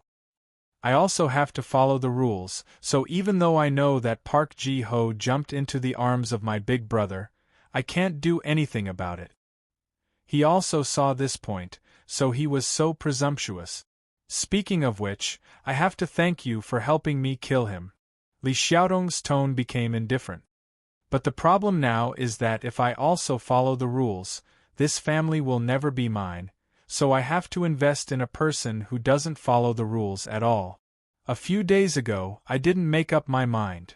Li Xiaotong's cold and stubborn face, like a plum blossom, showed a trace of a sad expression. But your unreasonable axes in the lab really hit my weak point. The lethality of this kind of resentful expression was really too great. If Shi Qinghai showed this kind of expression, it would probably be a bit tempting. If the beautiful young master of the Li family, Li Xiuzhu, showed this kind of expression, it would probably be a bit charming. Only Li Xiaotong was gloomy, surrounded by flowers, but he sighed faintly. It couldn't help but be like a pine tree that was pressed down by snow suddenly became delicate like a flower in a greenhouse, making people feel helpless. In Zhou Yu's words, Su Lu was an outsider who didn't even understand what was going on, so he was completely unreasonable and ignorant. In terms of mechanics, he was talented, in terms of recognizing people, and in terms of calmness, he was talented, but in the end, he was still a stubborn stone that had not been polished. He was stubborn, but he was slightly clumsy, and he didn't understand a lot of things. After staying silent at the table for a long time, Su Lu used the mind of an engineer to carefully arrange the things needed in his plan, and then he found that no matter whether what the young master of the Li family said was true or not, it seemed that he really didn't have anything that he couldn't lose in this federation. So he grinned and said seriously, "I need a lot of money." In the suburbs of the southwest corner of the capital special district, several highways converged here, and then extended to the various states of the Federation planet S1. It was 9 o'clock at night, and the highways were brightly lit, but there were not many cars driving. On the contrary, behind a mountain next to the highway, there was a road without street lights on both sides, but it was very lively and noisy.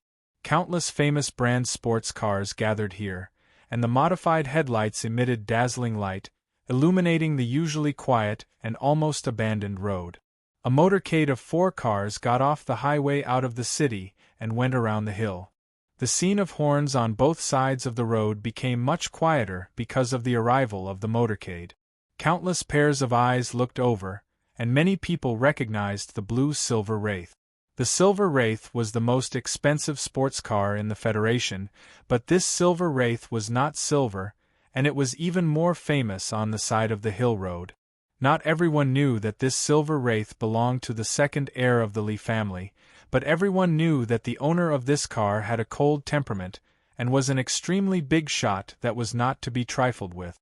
Their attention was attracted by the Silver Wraith, and not many people noticed the unmarked, ordinary-looking black car in the convoy. The motorcade drove to the end of the mountain road, and then it slowly came to a stop on the extremely quiet high ground. Li Xiaotong and Su Lu got out of their cars and looked at the lively scene on the road not far from their feet. Their bodyguard, Brother Xing, stood behind them indifferently. It was not appropriate to describe Su Lu and Li Xiaotong at this time, as each of them had ulterior motive.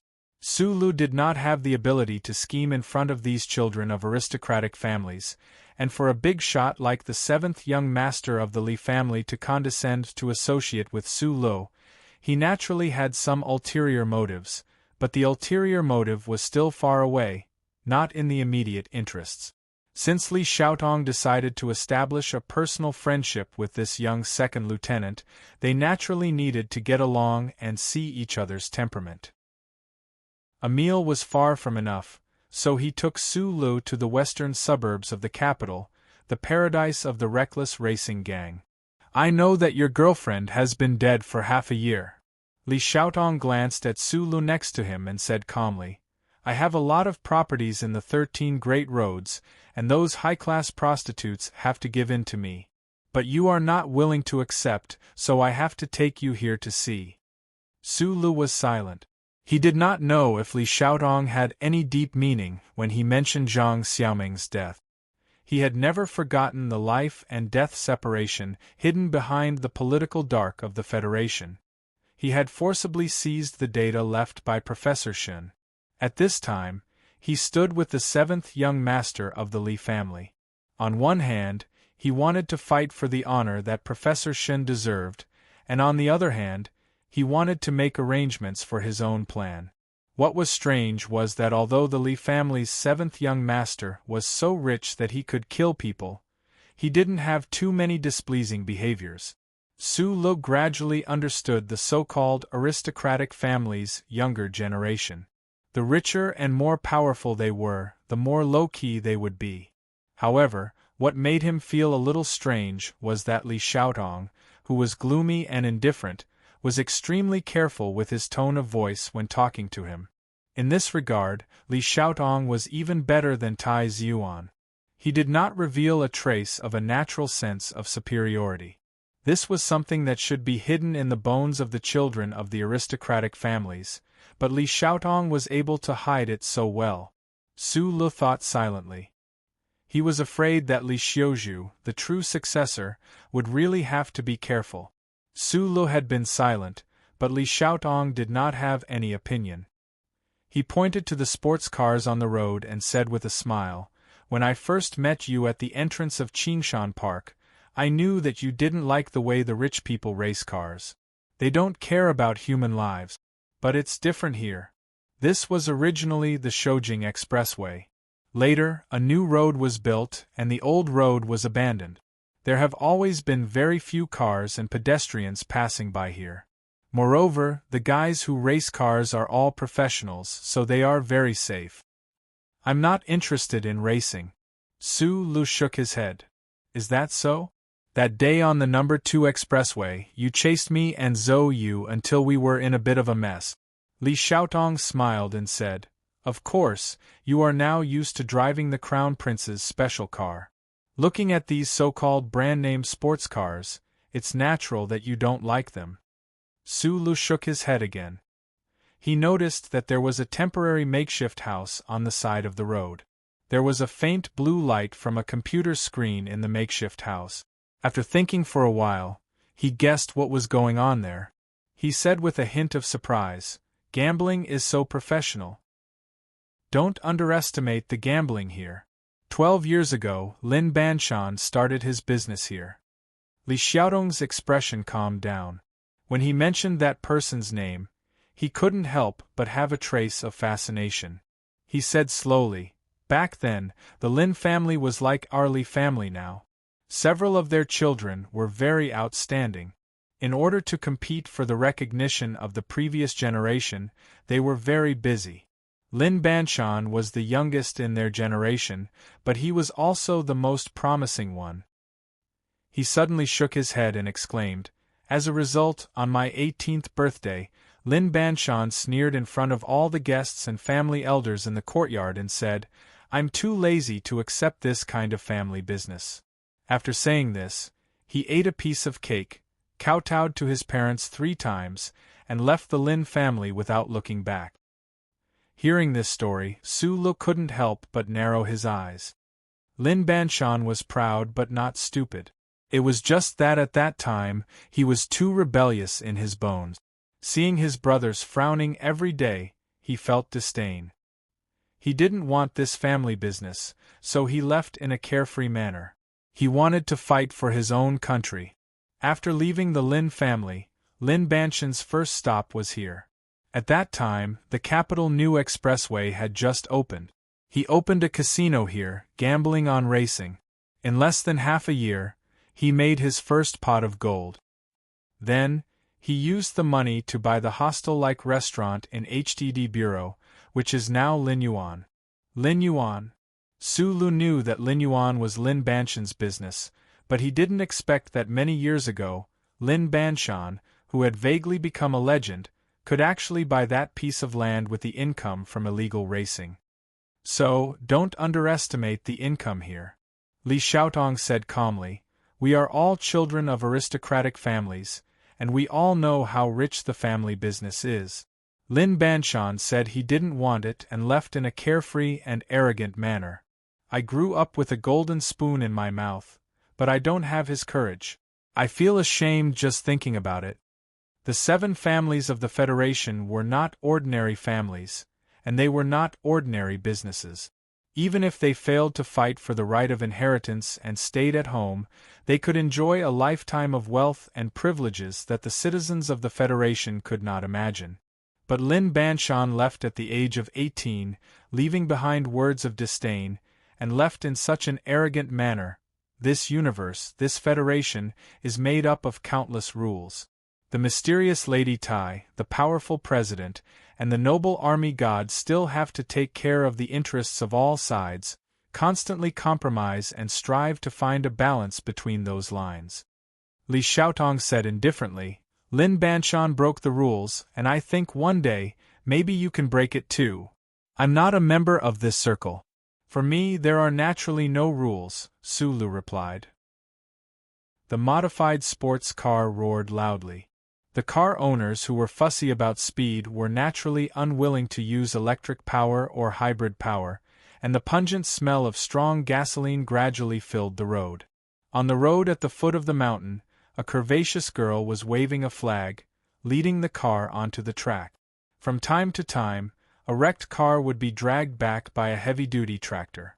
There were ambulances on standby at the bottom of the road. Everything seemed to be in order, but the cursing and whistling all around revealed the darkness and danger hidden in this place. Su Lu calmly watched the scene unfold on the mountain. He did not pay attention to the winning or losing of these sports cars, but he was thinking about the person called Lin Banshan and the reason why the 7th young master of the Li family brought him here. According to Li Xiaotong, Lin Banshan had not returned to this hill for many years, and the casino here had long been transferred to someone else. But the rules set by this person 12 years ago were still there, and no one dared to make any changes, and no one dared to violate these rules. He had not returned for many years, but his influence was still so strong. It had to be said that the traitor of the Lin family was a very bad person. "Do you want to play a little bet?" Li Xiaotong looked at the silent Su Lu, and felt more and more that his investment was very good. He had never seen a young man who could be so calm in a place like this where hormones were at their peak. If the Federation was full of people like Su Lu, then no matter how arrogant Lin Banshan was, he would not have been able to make much money. "If I had money, I would not ask you for money," Su Lu said with a smile, but his eyes narrowed. He found that in the waiting sports car on the road below, there was a figure that he felt was familiar. Investment is one thing. The room we ate in today, just the decoration and the few broken paintings cost me more than 4 million. The money you want will naturally be transferred to your account tomorrow. "It will be transferred to the account you set up for me," Su Lu corrected.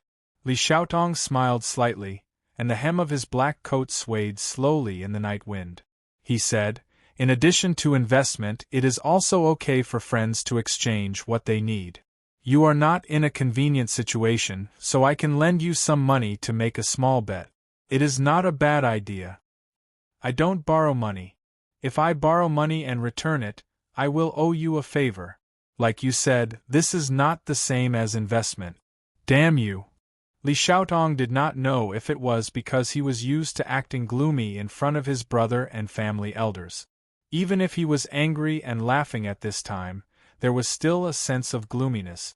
He laughed and scolded, "Can you take it as a gift? Why do I have to bet?" Su Lu looked at him curiously. Li Xiaotong calmly replied, "People who do business are very superstitious. I also pay attention to luck. If there is no accident, you are probably the riskiest and biggest investment I have made in my life. Tonight, I am here to try my luck and hope for a good start. If I lose the bet, you will continue to invest in me." Su Lu smiled and said, "Then what is the point of us betting on cars? What if I win?" At this time, a group of people near the hill suddenly became noisy. It seemed that they had made a big bet and were very confident, so those young masters were shouting something loudly. Just as Li Xiaotong said, there were rules everywhere in the Federation. Both sides of the road were crowded with excited people, but there were not many people on the hill. Only people with status could come here. It is the son of the deputy chairman. He does not know who I am, and we have not talked before. Li Xiaotong glanced over and said to Su Lu. The deputy chairman of the Federation Management Committee was undoubtedly one of the most powerful people. Even Li Xiaotong was not willing to provoke his idiotic son. Su Lu glanced over and immediately withdrew his gaze. "The white sports car down there is his. I heard that the driver is a professional driver specially invited from S3. The bonus one is not that much because the odds are so low. After all, this is an off-road race. No one dares to hope to win against a professional driver." Li Xiaotong pointed at the few cars on the road and said, "This kind of game is actually very unruly, but no one is willing to care about him, so they can only lower the odds. Look at the cars next to that one. They are not famous in the circle. Obviously, the owner is giving face to the deputy chairman's son and letting him have a good time." All these years, under the suppression of his dazzling elder brother, the seventh young master of the Li family had been pretending to be a ruthless playboy, playing with beautiful women on various planets of the Federation. He was very clear about these matters. "Lend me $1 million. Su Lu narrowed his eyes, looked at the road, and suddenly said, "Lend, not give? Giving is a favor. I will return it to you. Legends don't appear every day in this place. Gambling like yours will really make you lose a lot."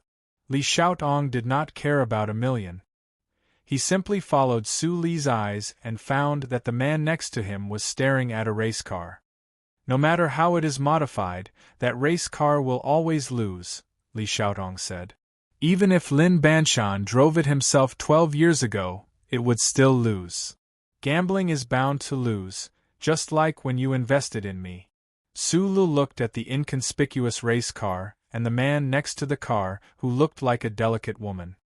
He narrowed his eyes and said, "The risk of $1 million is not as great as the risk of you betting on me.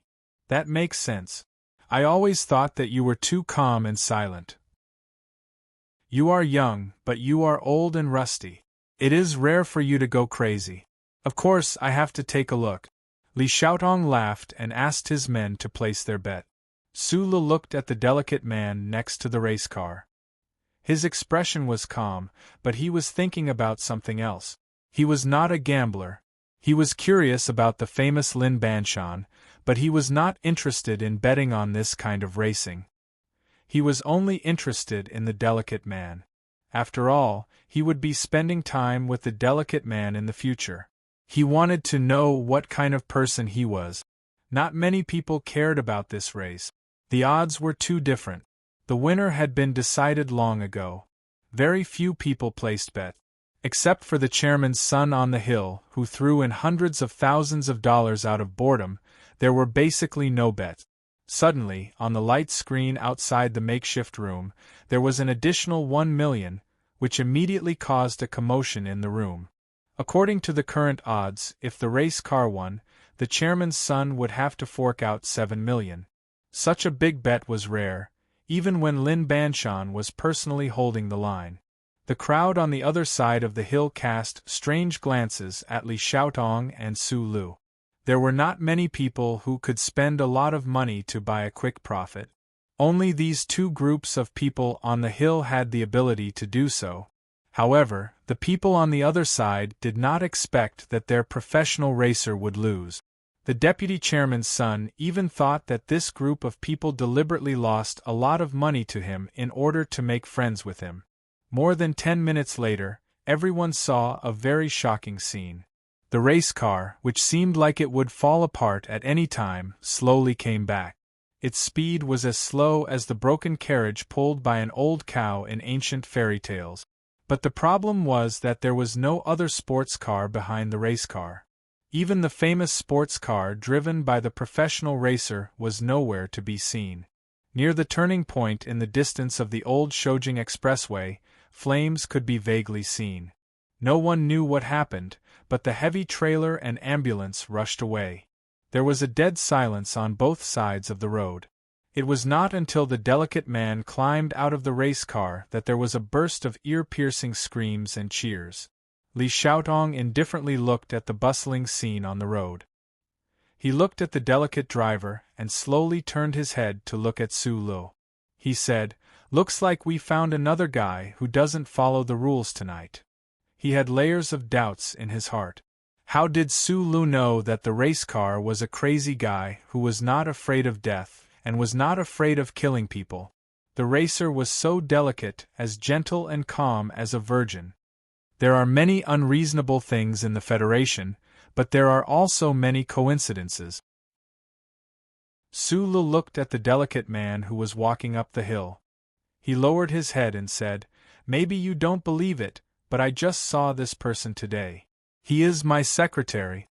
How much money a racer could get all depended on how much he bet on himself. Only then could he get a bonus. The White Magnolia needed money, so he had come here tonight to gamble with his life. However, if he hadn't placed a bet of 1 million, even if he had risked his life, he would only be able to get $110,000 from the son of the chairman. So he went up the hill personally to thank the person who had given him a lot of money. This had nothing to do with courtesy. He only respected people who could give him money. So when Bai Yulan saw that the person who had helped him earn a lot of money was actually the young technical director he had met today, his expression became a little strange. But he did not say anything. He said thank you to Su Lu and left the hill. This kind of desperate driving method, not to hurt others but to hurt oneself first. It hasn't happened for a long time. Li Xiaotong looked at the delicate figure on the hill and reminded Su Lu, this kind of unruly driving method is very easy to get into trouble. Do you want to send some people to take him home? Su Lu did not say anything. He just thought about the delicate hands holding the folder. It was these delicate hands that drove the Ceto so crazily. It was these delicate hands that forced the professional racer into a dead end. A person with such a pair of hands would not die so easily. Li Xiaotong walked to the son of the chairman. Even if it was the son of the deputy speaker of the Federation, losing 7 million all of a sudden, his expression became extremely ugly or embarrassed.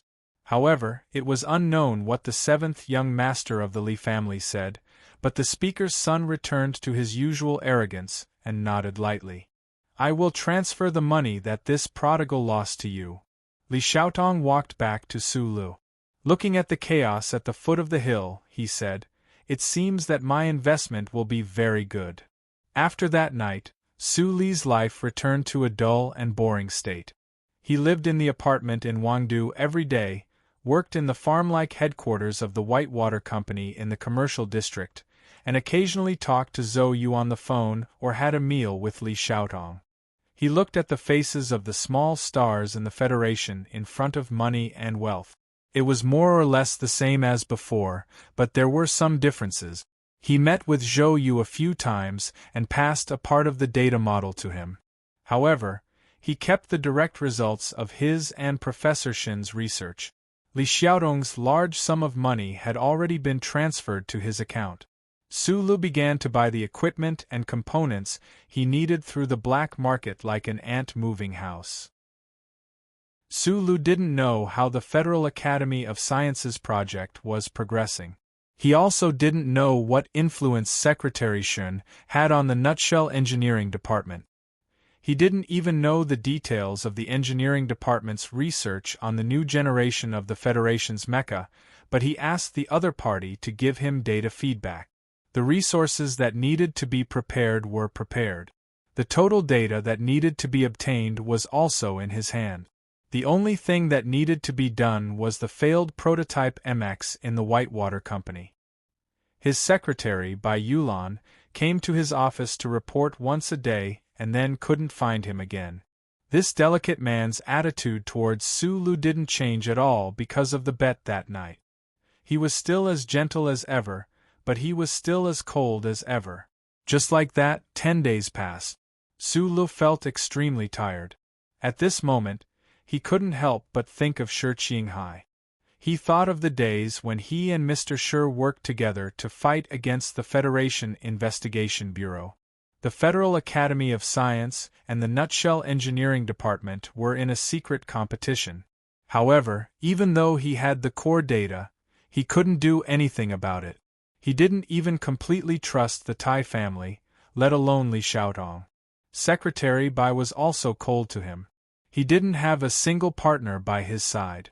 This kind of pressure was too great. Shi Qinghai smiled as he looked at the surveillance camera on the door. His hands were behind his back, holding the Taiping axe that he had picked up in the corridor earlier. Then he swung the axe down.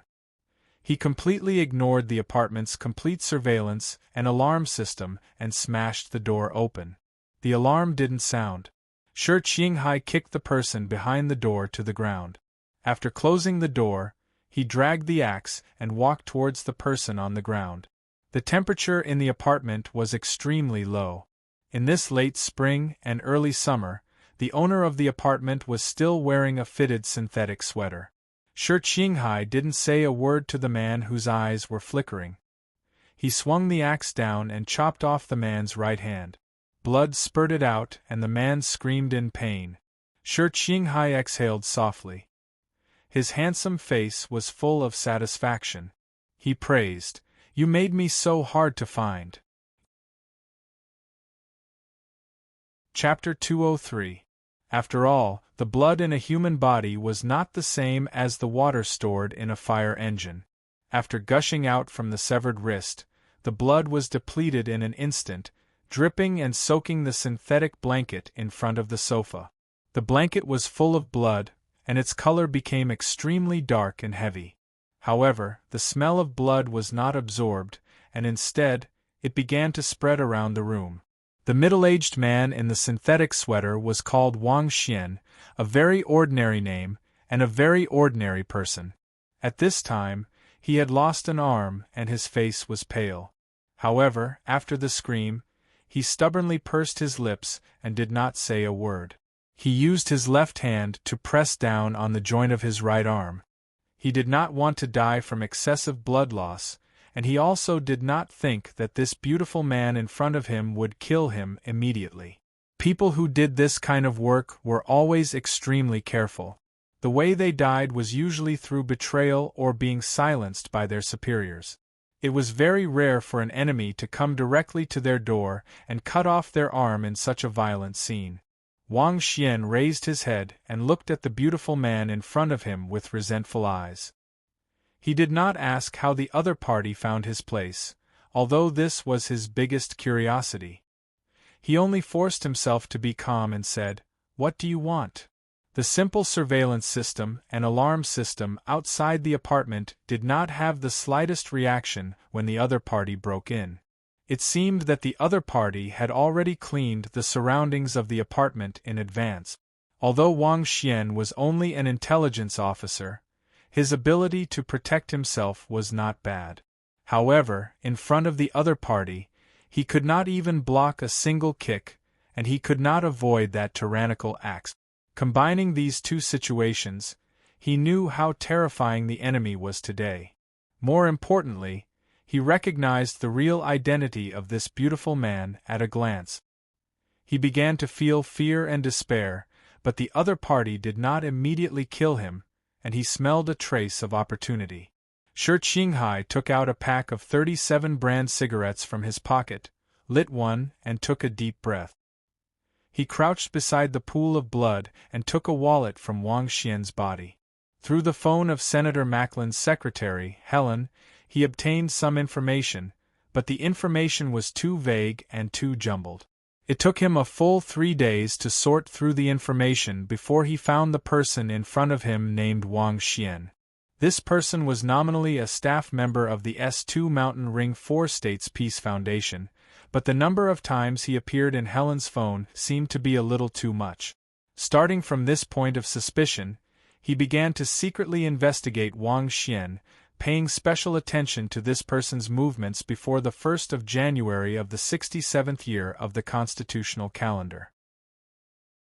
He graduated from the first military academy with the highest grades, and was one of the most successful anti-government army spies in the Federation.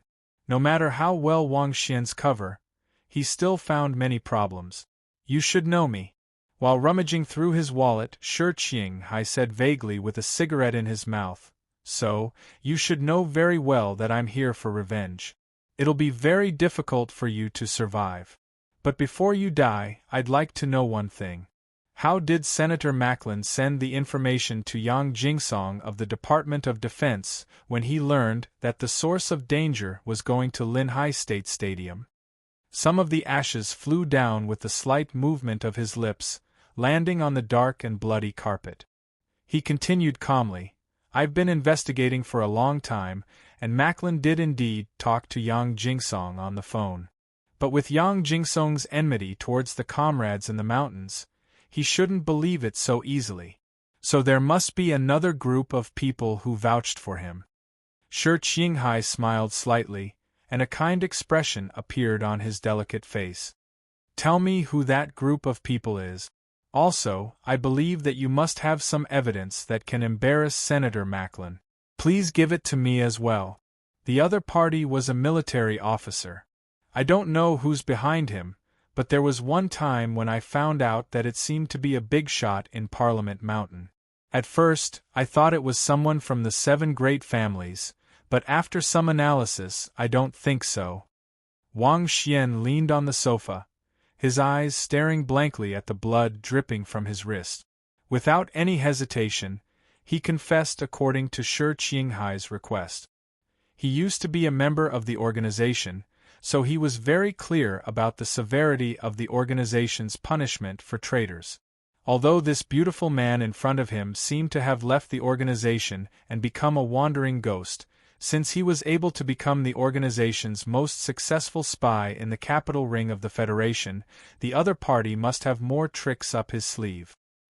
He knew that he couldn't survive those tricks, and there was no loss for him and Senator Macklin to betray their partner. Did the military officer have any special characteristics? A standard professional soldier in the Federation. He used a military encrypted phone. I tried to eavesdrop on him a few times, but I failed. I couldn't follow him either.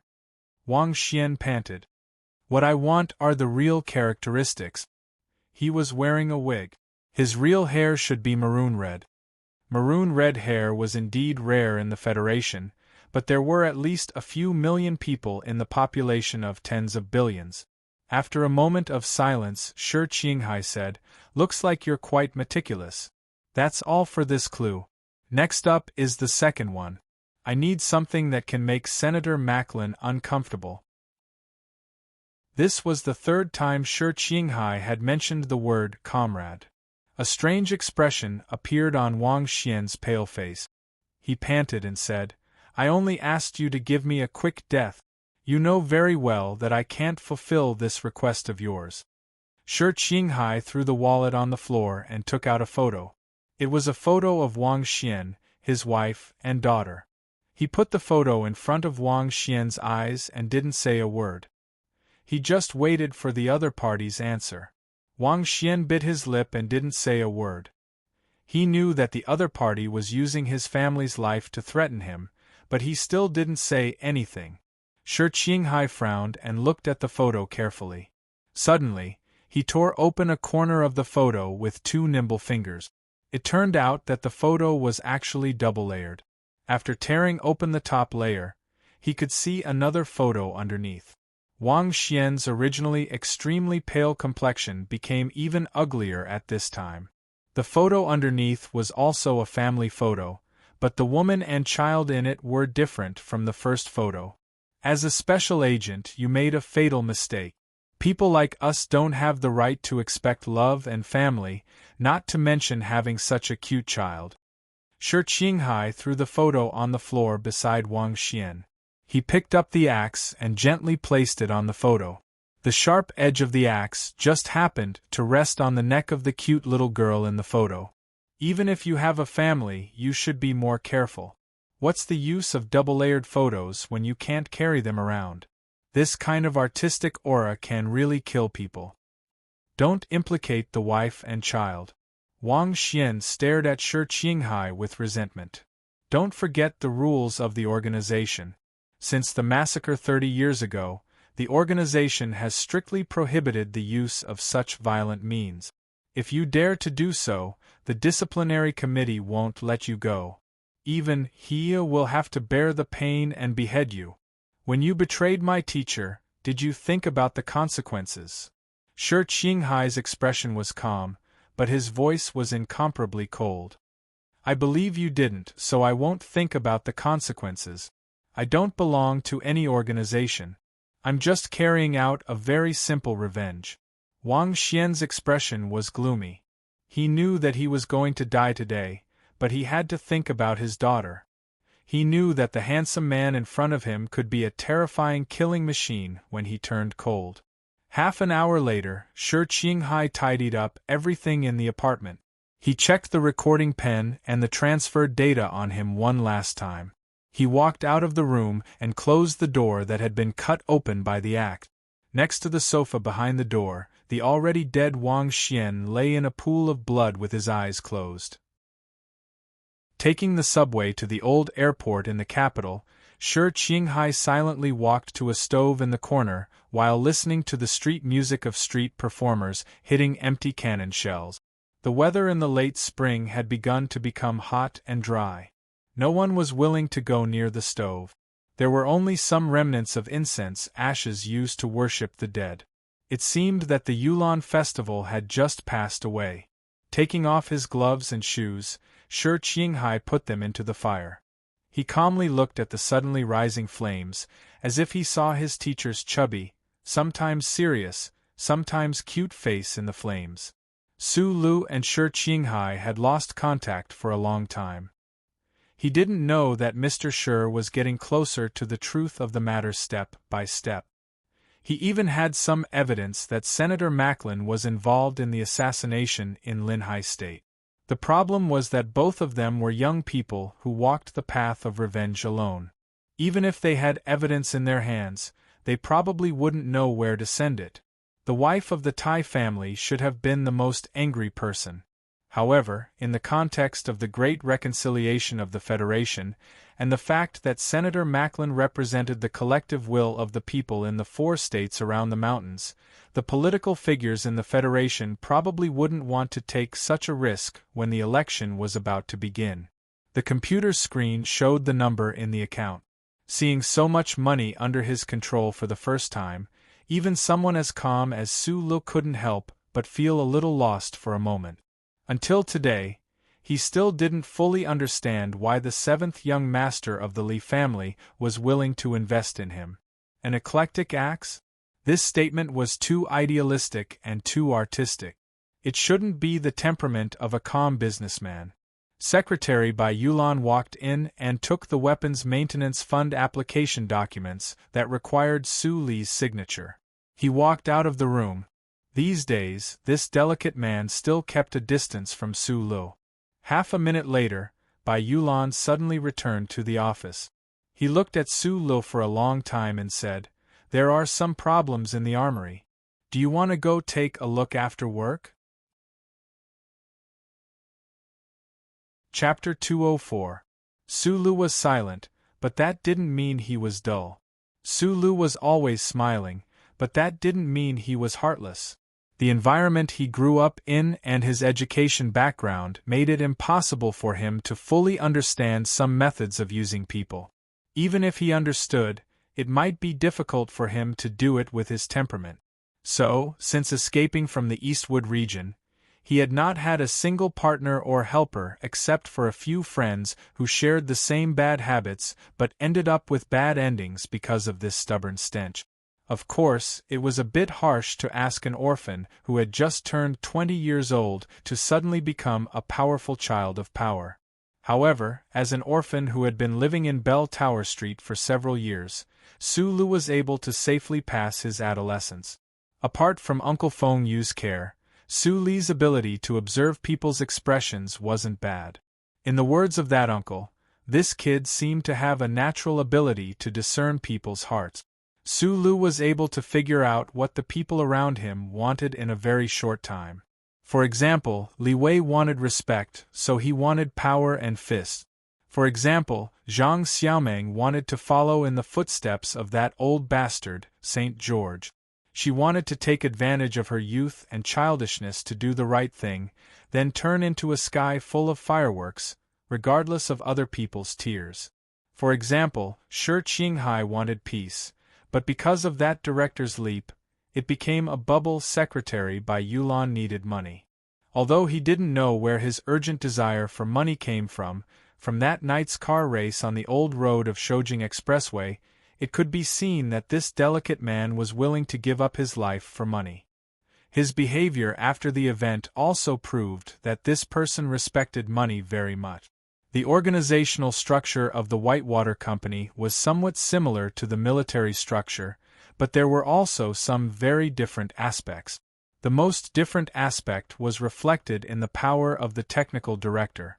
The company's combat personnel undertook the task of testing new weapons for the federal military, guarding engineering spaceships on peripheral planets, or carrying out some dark missions for the Federation government. The performance of the new weapons in these battles indirectly determined the time series when the new weapons officially entered the Federal Army's standard equipment.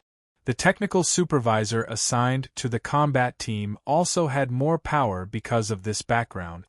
After all, the experimental data of the new weapon and the tracking monitoring needed to be controlled by these technical supervisors. The technicians who were sent to the Whitewater Company from the Research Institute or the Engineering Department were undoubtedly sent away, but they had extremely high authority in their respective teams, just like Su Lu. Team 7, which Su Lu belonged to, was a little different from the other combat teams. This was because they were now part of the Security Consultant Department. This department was the most peripheral and least valued department in Whitewater Security Company. It was specifically responsible for the comprehensive planning of the personal safety of some of the influential figures in the Federation. In short, it was bodyguards. The first time he met Secretary Bai, Su Lu knew that the other party was not an ordinary person. The race that night had strengthened his confidence. Therefore, he did not understand why Team 7, which had a person like Bai Yulan, was not valued by the company. She was assigned to the Security Consulting Department and did not receive any business for half a year. Most importantly, Team 7 did not have a combat team leader. The highest-ranking officer was Su Lu, the technical director. This kind of personnel structure was strange. The dark armory was full of the smell of engine oil. The gradually setting sun could not shine into this forgotten corner. A week after entering the headquarters of the Whitewater Company, Su Lu found out that the underground of the headquarters, which looked like a farm, was actually a very large comprehensive base. The armory and the training ground were all underground. I used to be the leader of Team 7, but I committed a crime and was dismissed. However, the higher-ups also know that the guys in this team are not very obedient. It is useless to send a new leader. Bai Yulan was leaning against a scrapped, self-propelled vehicle. Her delicate hands were in her purse, and there was a hint of coldness between her delicate eyebrows. However, the smell of engine oil in the armory and the scattered weapons and equipment made her look different from her usual self. She was like a decadent artistic youth who suddenly stood beside an oil brush. She no longer looked like a lady, but started to look like a real soldier. She was like a decadent artistic youth who suddenly stood beside an oil brush. This was Team 7's exclusive armory.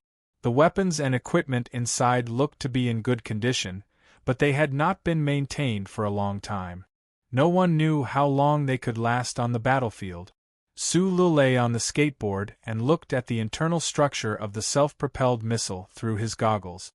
He was sure that if this weapon was transported to a mineral star to fight, it would only need to fire 2 shots before it would fall apart.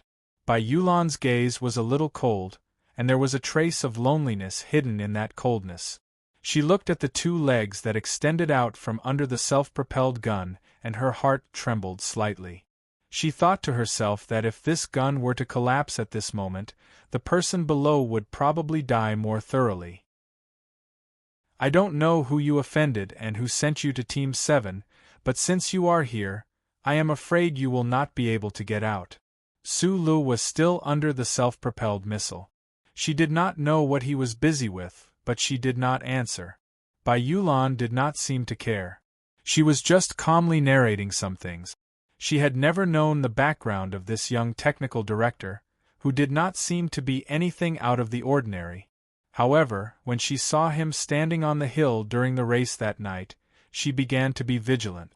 Especially after seeing the check of 1.2 million today. Although Bai Yulan wasn't very curious about Su Lu, her attitude towards him had changed a lot. I'll just treat it as telling a story. Because of the smell of the check, he thought in his heart and waited for the other party's real request. The skateboard rattled as Su Lu finally crawled out from under the self-propelled gun. Looking at the equipment around the armory, he couldn't help but shake his head and ask, "Is this the armory for our team? Do we have to carry equipment every time we go out on a mission?" Hearing the words, "our team," Bai Yulan's eyebrows trembled.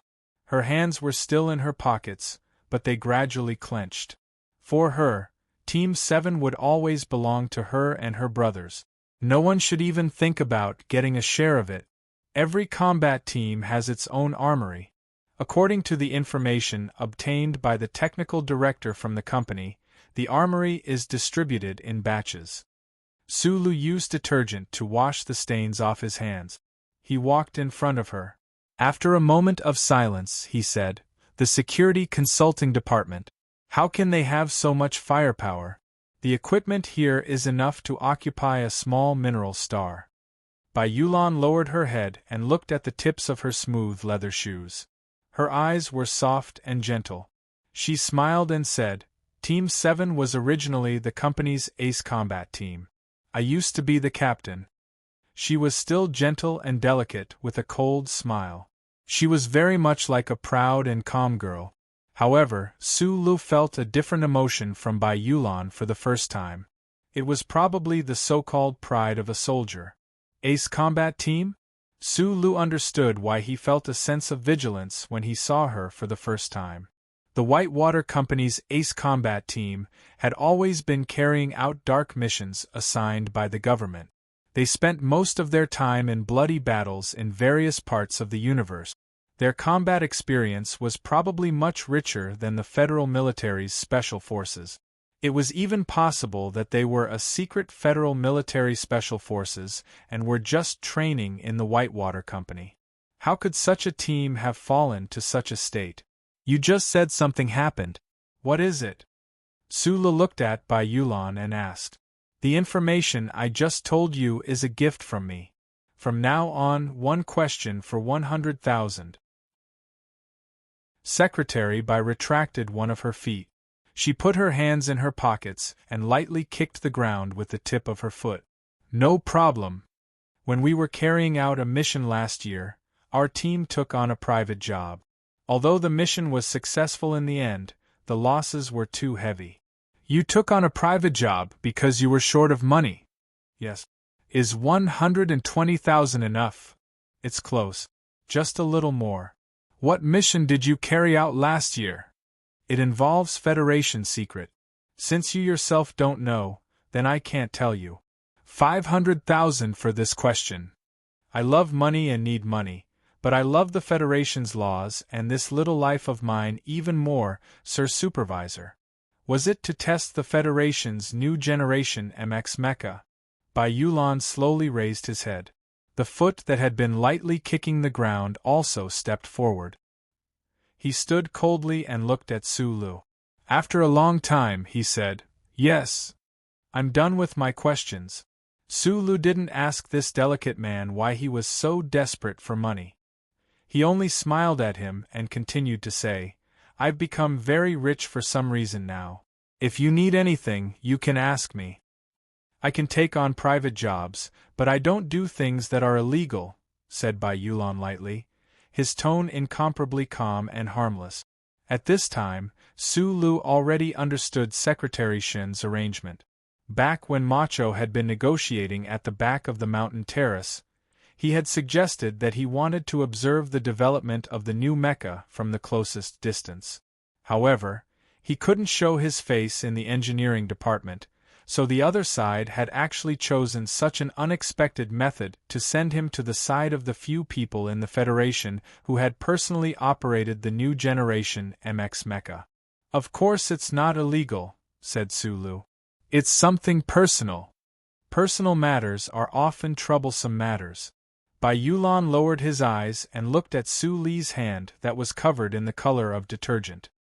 He said slowly, "I can sell my life for money, but I also want to sell it clearly."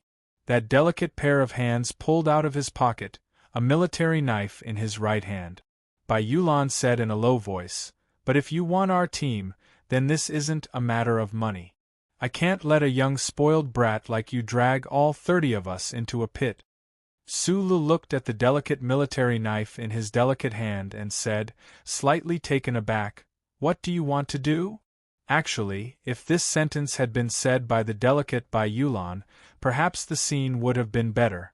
But Bai Yulan only smiled and walked over to him, saying, "If you want to buy Team 7, then at least let me see your true strength. If you're not strong enough, how can you have the right to make such a request?" Su Lu was speechless. He still couldn't completely understand the logic of certain people, such as the logic of these Federation soldiers. He looked at the delicate man walking over with the delicate military knife, and could only clench his fist. Chapter 205. I have a nickname, it's called Magnolia Oil. By Magnolia said in a soft voice. That delicate military knife danced between his delicate fingers. The cold light was like a firefly, piercing through the air silently. I joined the army when I was 15 years old. After 10 years of fighting, I know how to operate 134 types of equipment. So in the army, they all think that I'm a veteran. By Magnolia's voice was still very gentle. He was reminding Su Lu of something. After all, the other party was the technical supervisor in name. He couldn't really stab him. But there were rules in the army. Even though the 7th team was exiled to the farm headquarters at the edge of the concrete forest, they still had to follow their rules. By Magnolia also felt that this young civilian second lieutenant in front of him was a bit strange. He wanted to know more about him. Su Lu narrowed his eyes and stared at the delicate military knife in Bai Yulan's hand that danced like a black elf. He didn't know when Bai Yulan had it in his hand. Listening to these indifferent words, he didn't have any intense emotions. His 2 feet slowly moved away from the cement floor, and the soles of his feet were firmly on the ground. He tilted his head and took a deep breath. His legs quickly shook, shaking up a few strands of dust on the ground. With an incredible speed, he pushed his whole body towards Bai Magnolia. The trembling of his legs was actually because he was moving very fast. It was just that he was moving so fast that it was somewhat dazzling. With a swoosh, the delicate military knife in by Magnolia's hand slashed down diagonally. It turned into a stream of light and for the first time, made a terrifying sound. At the same time, by Magnolia's pupils shrank. The tip of his leather shoes touched the ground. His whole body arched and he quickly retreated. He knew that Su Lu, the technical supervisor, had some problems, so he had to test the other party today. However, he did not expect the other party to move at such a fast speed. More importantly, this speed was accompanied by an imposing aura. By Magnolia suddenly felt the danger that could only be felt on the battlefield. Without saying anything, he slashed forward with his arm, but his body retreated. Swoosh, swoosh, swoosh. Su Li's body seemed to be dodging instinctively. When he started, his legs moved quickly, but his upper body was abnormally stable. At this time, when he rushed in front of By Magnolia, his legs seemed to have grown roots. His upper body began to accurately and effectively dodge in a small area. The delicate military knife in Bai Yulan's hand flashed like lightning in the dark space of the armory, appearing and disappearing at the same time. His delicate hands seemed to have some kind of magical power that allowed him to play with an ordinary military knife in his hands, playing with it until it reached a certain realm. With a swoosh, Su Li's clothes were cut open on his shoulder. His body crashed into By Magnolia's arms. His left hand blocked By Magnolia's upper body. Then, with a sneaky second thrust, his right hand went straight for By Magnolia's neck. By Magnolia cried out in a low voice. His right wrist twisted and went under Su Li's left arm. The military knife shone with a cold light. It trembled and emitted a very thin light. It was about to go under Su Li's ear. This move was indescribably fast and ruthless. At the beginning, they did not want to fight to the death. However, By Magnolia's military knife was too cold and dangerous. Su Lu had been silent the whole time, but when he attacked, he did not show any mercy. When the two collided, they knew that neither of them were good people. Although they did not fight to the point of anger, at this critical moment, they both felt a chill.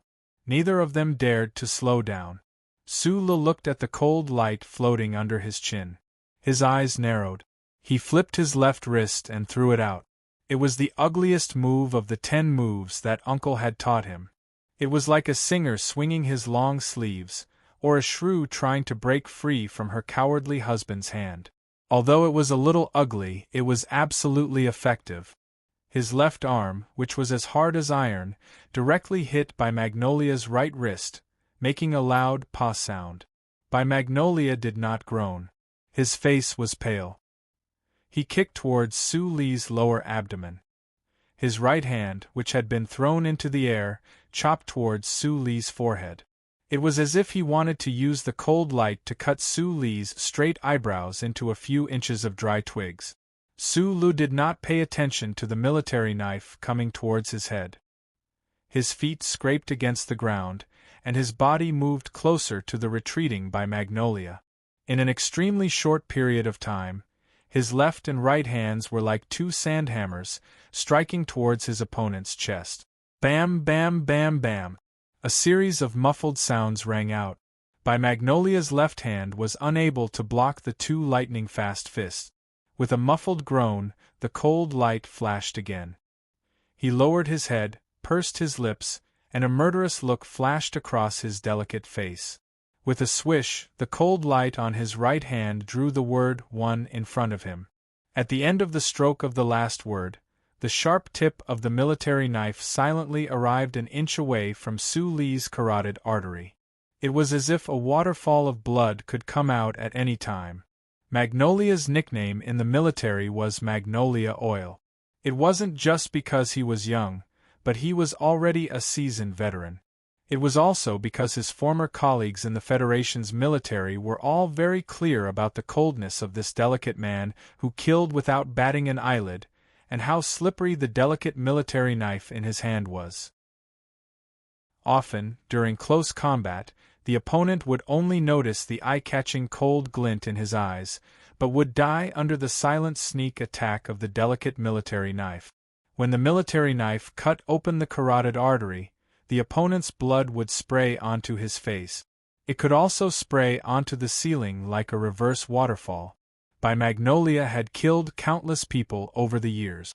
He didn't know how many enemies he had seen die just like that in front of him. He was a little numb to this kind of waterfall of blood. However, today, he didn't want to kill Su-lo, but because of this inexplicable sense of danger, he used his killer move. His right index finger trembled slightly. He was ready to place the military knife on the opponent's weak neck and make the opponent admit defeat. However, at this moment, Su-li's shoulder suddenly rose.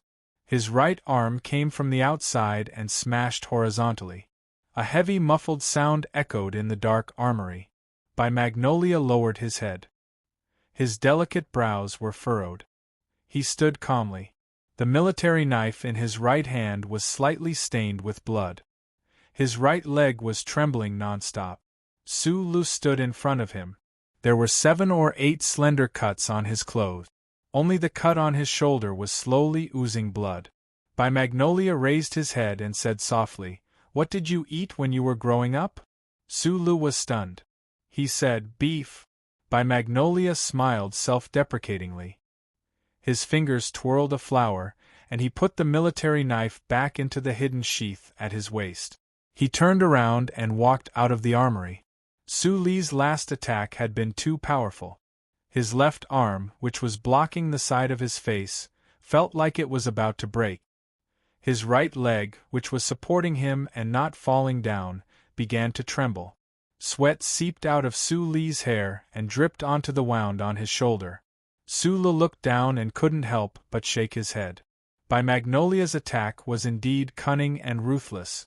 If his reaction had been just a bit slower, that military knife would have slit his throat. He just felt a little confused. He fought for no reason and got injured, but he didn't really beat the other party into submission. Could this be the way the Federation's soldiers did things? Su-lo thought to himself. Luckily, he was just a civilian soldier.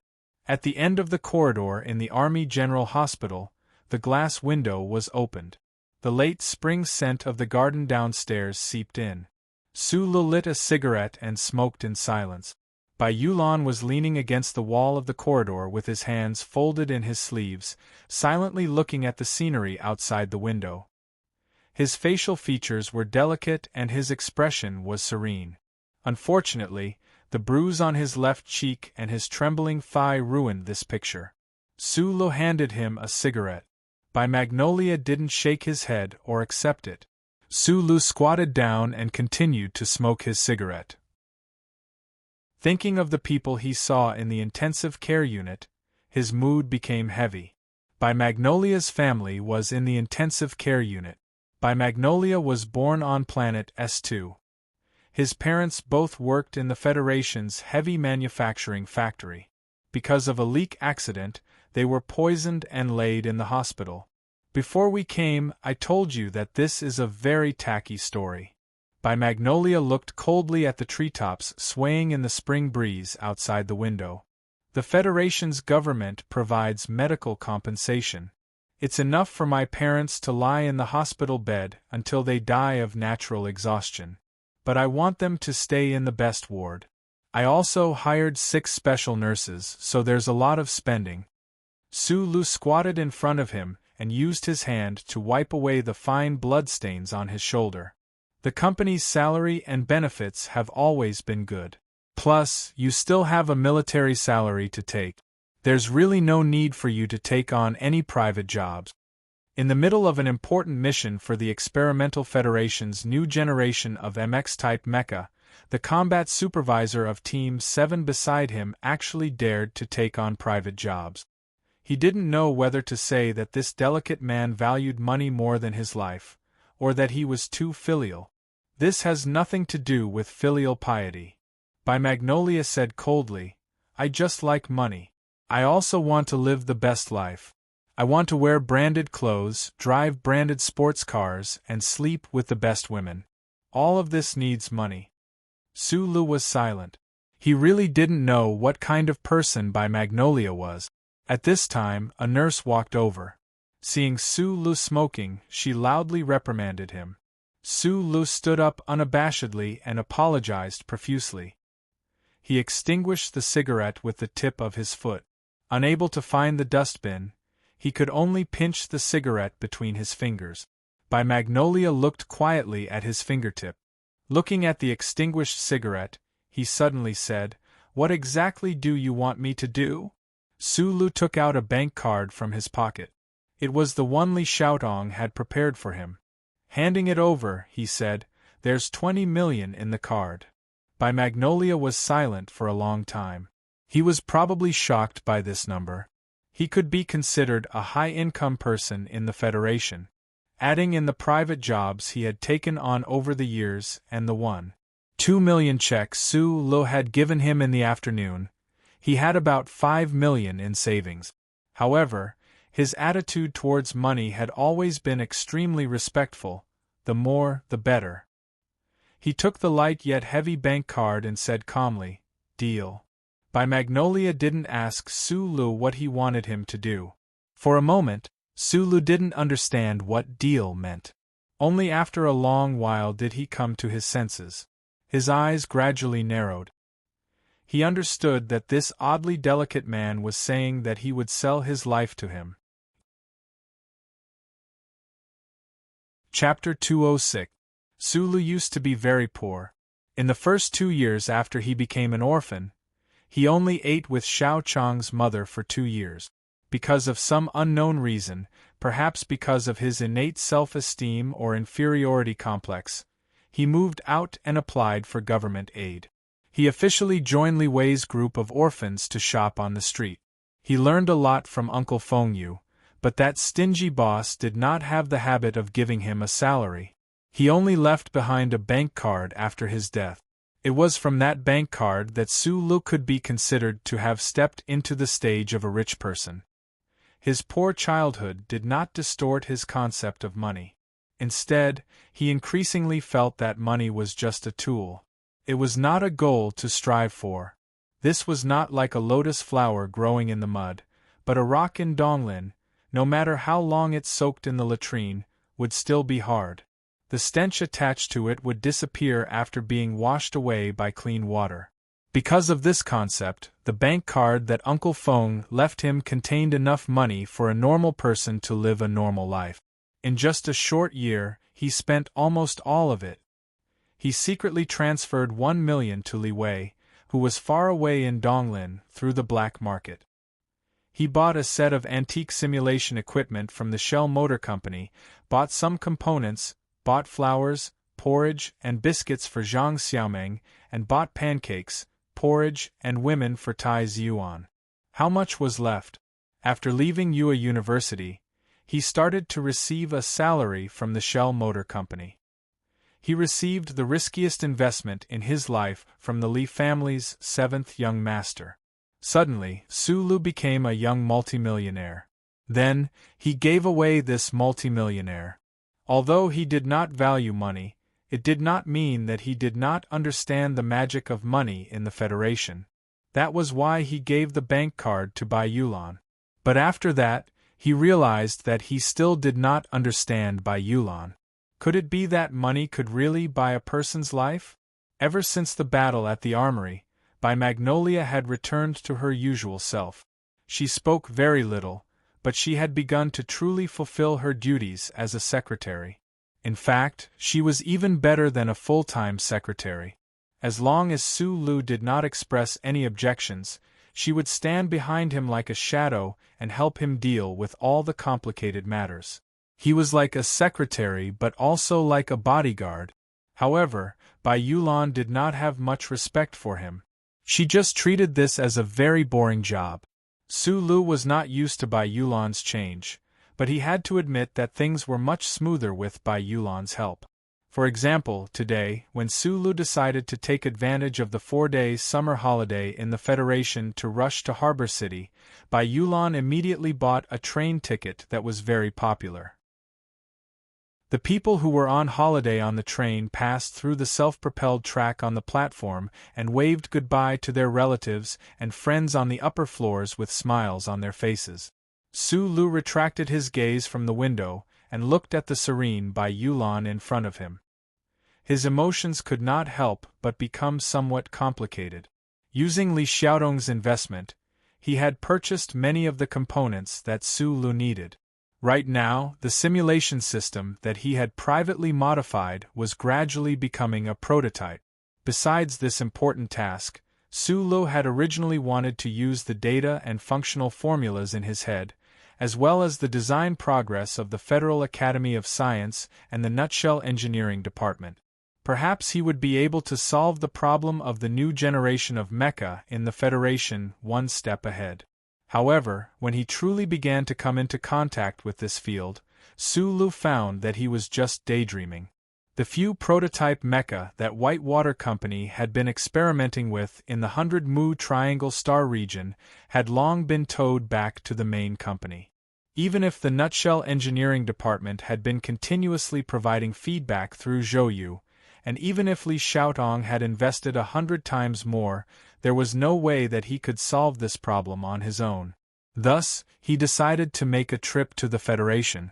The Nutshell Engineering Department was in the suburbs of the most prosperous city in the Federation, and he brought Bai Yulan with him.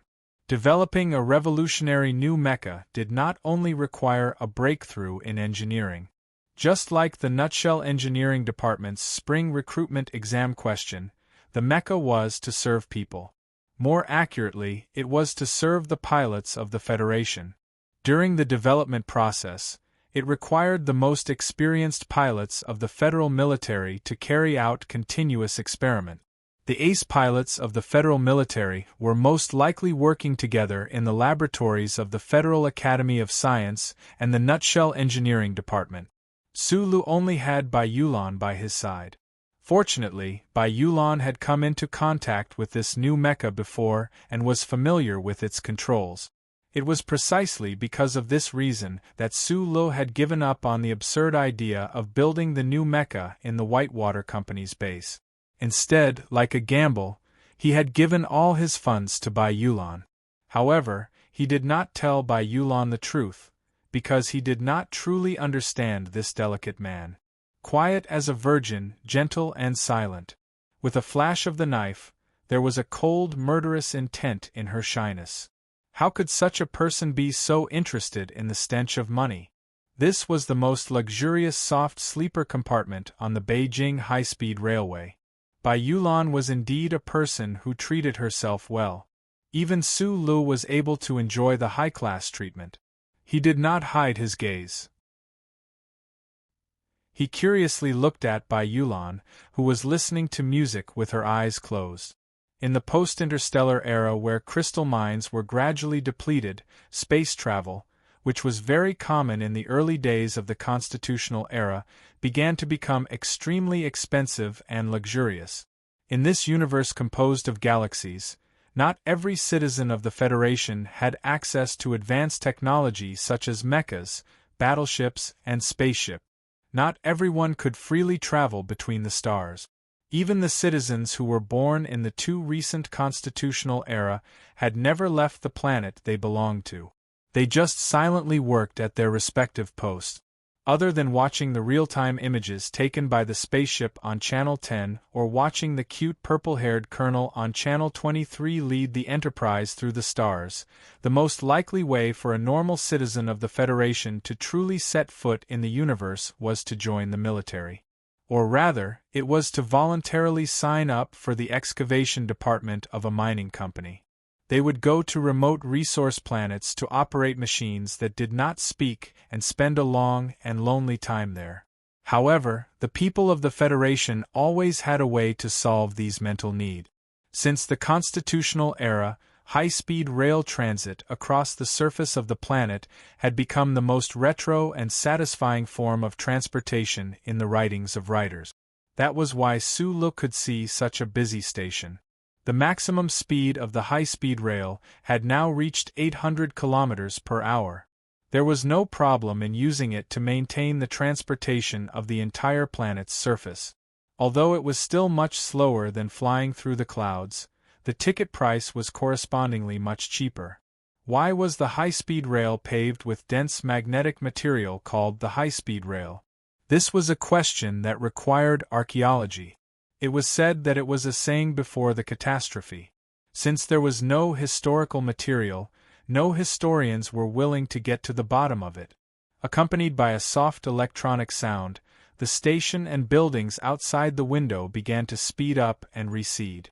The radio noise during the startup phase made some passengers who were riding the high-speed rail for the first time find that their portable tablet computer had no wireless signal, and they could not help but complain. Su Lu looked at Bai Yulan again, and then looked out of the window again. He looked at the rows of broad-leaved trees in the streets of the capital special district, which quickly flashed past his eyes. Bai Yulan, who was sitting opposite him, took off her headphones and looked at the young man by the window. As a veteran who had been in the military for 10 years, his gentleness and calmness was not only an effective disguise, but also a way for him to find inner peace.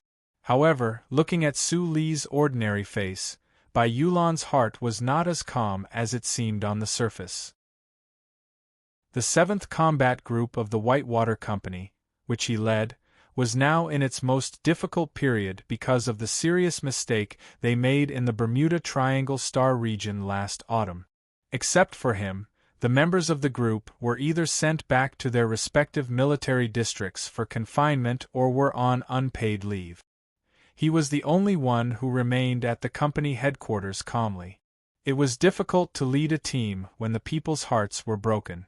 However, if the people's hearts were still there, and the team was gone, there was no need to say anything.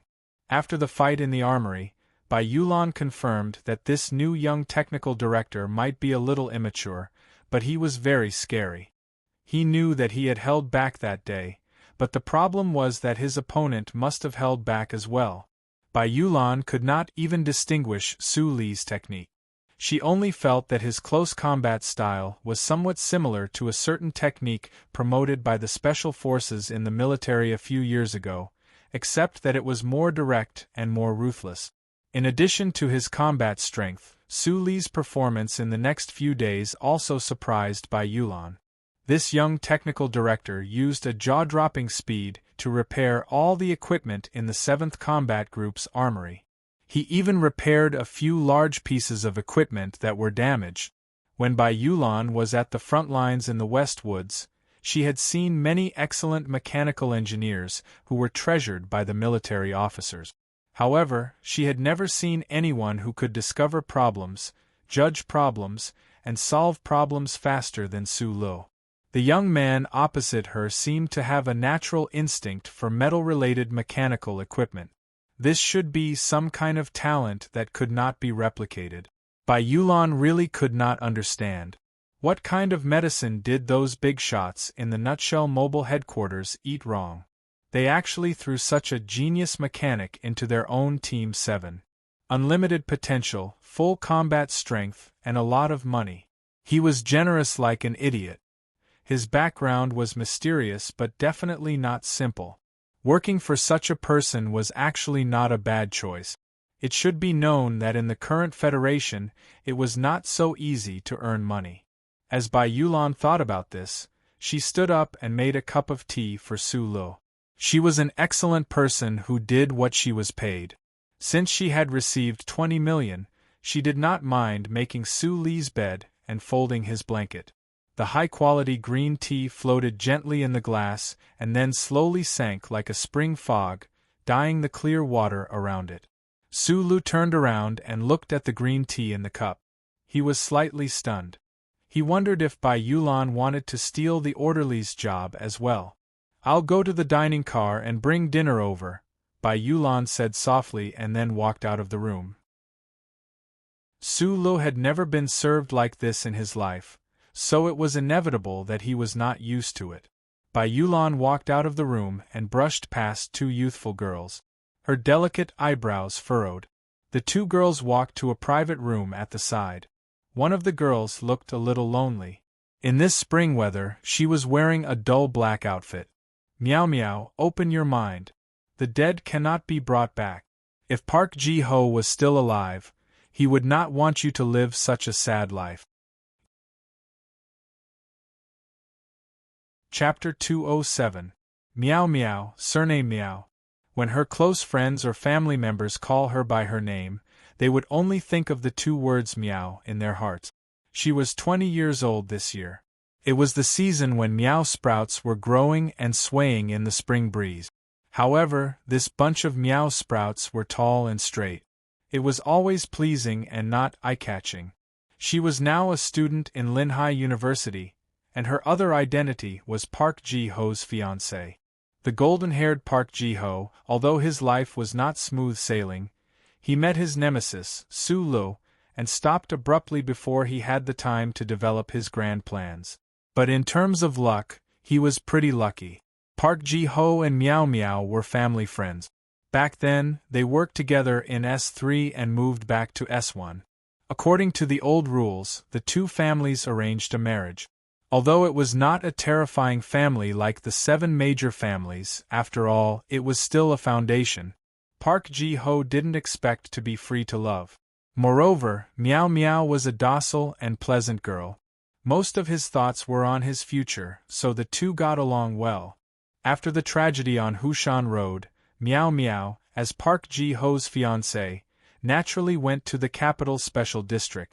The funeral had just been arranged a few days ago, but the grief in the girl's heart couldn't be erased in such a short time. The elders of the two families were a little worried, so they simply asked for leave from school. Including the summer vacation, a total of 3 months, they let her go back to her hometown in S3 to relax. Today, in the high-speed train carriage, they were heading to the largest airport in Gangdu. Her fiancé had just passed away, so in this late spring, Meow Meow wore a dull black outfit. Her small face was not powdered, and there was a trace of sadness in her pale face. The girl who was traveling with her was called Nan Xiangmei. She was Meow Meow's good friend. They happened to meet in the special district, so they agreed to go to Gangdu together. His relatives might still be sad, and his fiancée might need to spend several years to get rid of this bad news. However, others didn't have so many thoughts.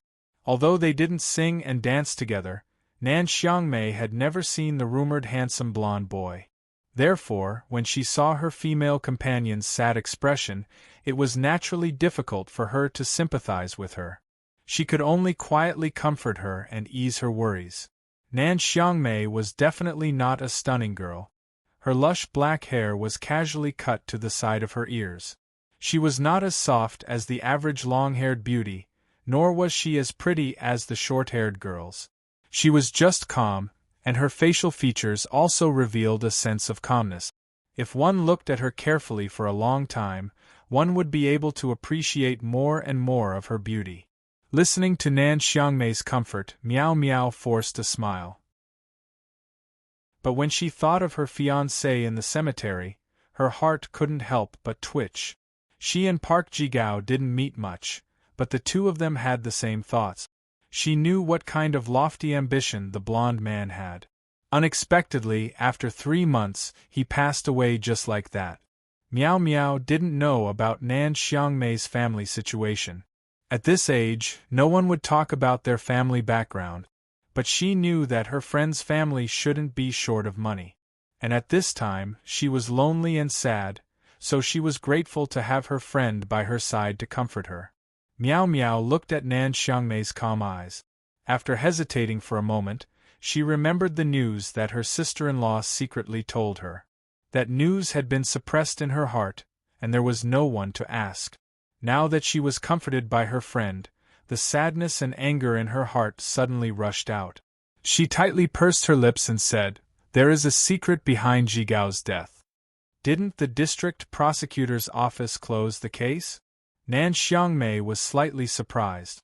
She looked at her and said softly, "It's just a scapegoat." Miao Miao's face showed a trace of sadness. Jigao offended a big shot in the Federation, so he was killed. Nan Xiangmei quietly looked at her eyebrows and confirmed that her friend didn't start talking nonsense because of the death of her fiancé. She tilted her head and thought for a moment, then said, "Who told you?" Park Ji-sung. The elders in the family were worried that I would think too much, so they kept it from me.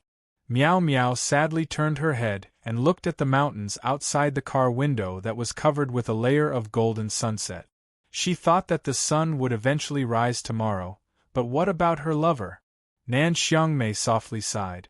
After a moment of consideration, she was sure that it was inappropriate for her to say anything at this time. She had no choice but to ask, "Who is so vicious?" "I heard that it was a person who entered the nutshell with Jigao. He entered the research institute but then disappeared." Miao Miao turned her head and sneered. Bai Yulan shrugged. She carried the tray through the passage and opened the door of the private room. She thought that the sound insulation of the luxurious soft sleeper private room on the high-speed rail was too poor. The two girls inside actually didn't know who to avoid when they talked about murder and arson. The luxurious soft sleeper private room occupied a large area. In addition to 2 comfortable beds, there was also a sofa and a few simple furnishings. Bai Yulan put the tray on the coffee table. She glanced at the big black box under the coffee table and looked at Su Lu. Su Lu nodded. Bai Yulan opened the big black box and pushed it under Su Li's bed. When they left the capital, Su Lu always carried this big box with him. He didn't know what was in the box, but he knew that it was very heavy. She poured a glass of orange juice for Su Lu. Su Lu said thank you. Then the two people couldn't find anything to talk about and began to eat in silence. After the meal, Bai Yulan began to clean up the mess again. Su Lu was bored to death as she watched this delicate man busying himself in and out. For a moment, she couldn't help but have an illusion that she had spent 20 million yuan to buy a maid. How long will it take to get to Hong Kong? Su Lu watched the TV for a while and suddenly asked. Just now the broadcast said that there was a flash flood along the Nuyuezhou. Although it didn't affect the line, it is estimated that it will take about 10 hours to get there because of the Federation's disaster relief train. Bai Yulan softly replied. Su Lu shook his head. The summer holiday was only 4 days. He had to secretly enter the Nutshell Engineering Department, so he could only use the holiday. Time was a little tight. If he didn't worry that the big black leather suitcase wouldn't pass the Federation's airport security check, he would never take the high-speed train. According to Bai Yulan, the luxury soft sleeper ticket was actually much more expensive than the plane ticket. Go one carriage in the A direction, there is a special bar. Bai Yulan said. Oh, since we have nothing to do, let's go walk around? Su Lu asked for his opinion. Bai Yulan had finished cleaning up and quietly replied, I don't have any opinion, but I want to remind you of one thing. Park Ji-ho's fiancée lives next door. Su Lu was stunned. He looked at Bai Yulan and gradually narrowed his eyes. The Hushan Road incident happened a long time ago. He knew that there were probably not many people in the Whitewater Company who knew about his relationship with that incident. Since Secretary Bai reminded him, he must know the inside story very well. How did he know? I have to find out who I am working for. Bai Yulan lowered his eyes and said softly, Don't worry, as long as you don't violate the Federation's laws, I don't care if you are the son-in-law of the Deputy Minister of National Defense. I only care about money. Since he knew that Park Ji-ho's fiancée was on the train and lived next door, Su Lu certainly wouldn't go to the bar to kill time. Although he did have a hobby of drinking now, if he really met a widow who was drowning her sorrows in alcohol, he really didn't know what would happen. After all, that widow's fiancé was killed by him. Su Lu didn't have any psychological burden when he killed Park Ji-ho.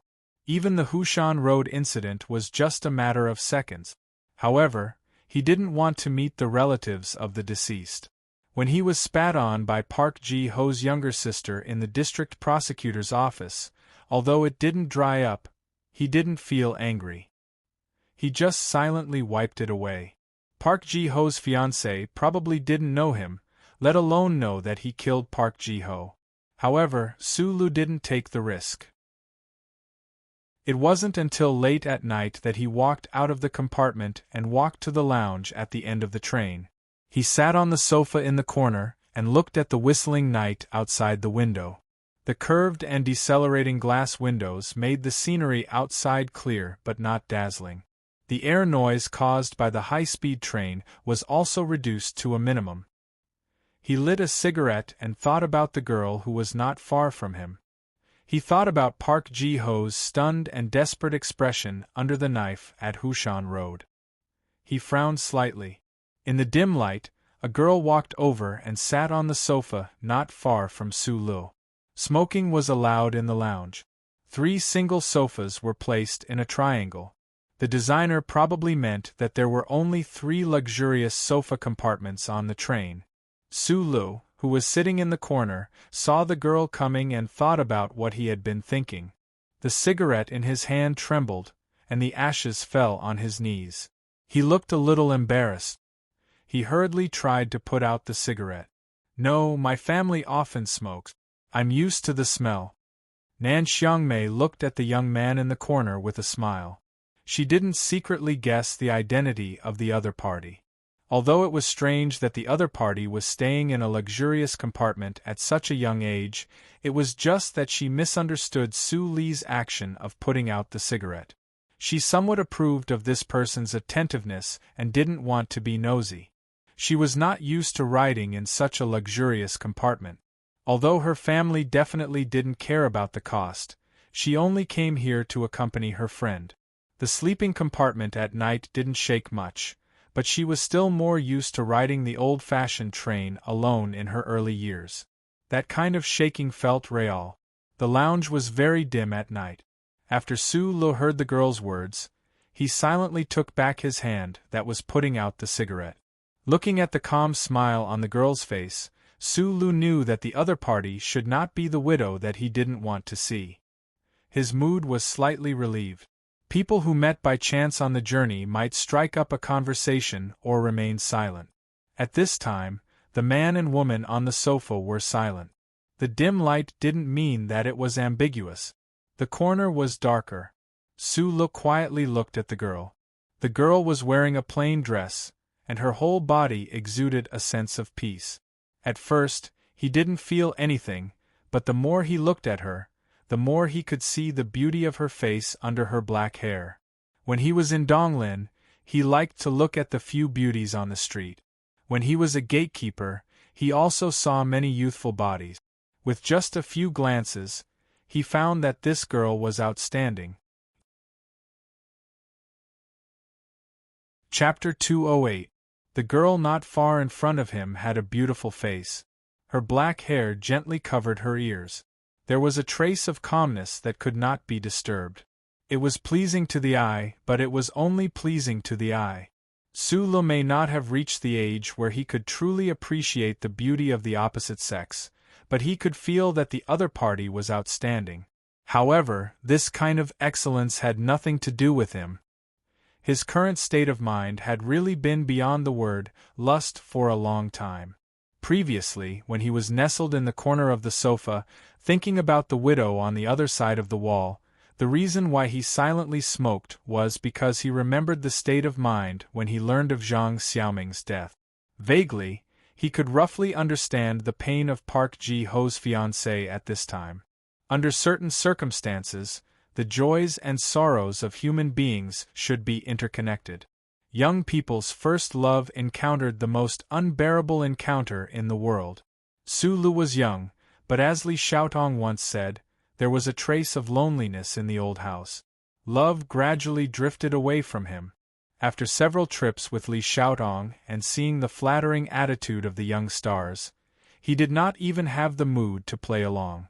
To get rid of this state of mind, he needed time, or another girl who could enter his heart.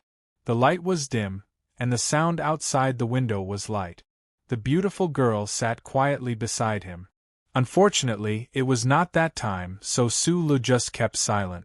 After an unknown period of time, the train suddenly slowed down. Su Lu woke up from his half-awake state and subconsciously looked out of the window.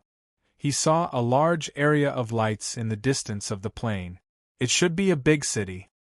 He immediately thought that this should be the only stop on the way of the Beijing High-Speed Railway, the capital of South Kazhou. At this time, Nan Xiangmei, who was sitting in front of him on the sofa, was also awakened from her slight tiredness. She looked out of the window. Their eyes met on the glass that reflected the scene inside the carriage. At the same time, they were stunned. Nan Xiangmei rubbed the slightly curled thick black hair below her ear and smiled at Su Lu on the glass. Su Lu smiled and nodded, but still did not say anything. Su Lu felt for the cigarettes in his pocket and put the box on the coffee table. He took out a cigarette, lit it, and took a deep breath. He didn't know if it was because he clearly felt that the beautiful girl next to him was staring at him, but he actually didn't know what to do and coughed twice. Nan Xiangmei looked at him curiously. The two of them had been sitting in silence for at least an hour. They didn't say a word, but there was always some lingering curiosity. Especially at this time, the coughing sounds in the quiet car were so clear. Her pair of clear eyes overflowed with concern. Su Lu was a little embarrassed.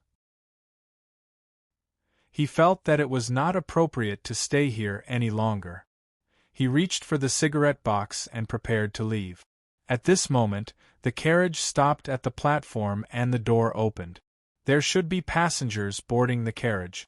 Su Lu was slightly surprised and turned his gaze to the corridor. There were only 3 luxurious soft sleeper compartments in this carriage. He and Bai Yulan occupied one. Park Ji-ho's fiancée and the beautiful girl in front of him, who he didn't know the name of, occupied the other one. The other one had been empty. But the problem was that it was only a few hours away from Harbor City. Could there be people coming on the way? While he was stunned, the uninvited guests had already passed through the corridor and directly came to the lounge. The 3 sofas occupied a large space. Su Lu wanted to go out at this time, but it was not convenient. Bai Yulan suddenly came to the corridor and stepped on the side of the carriage.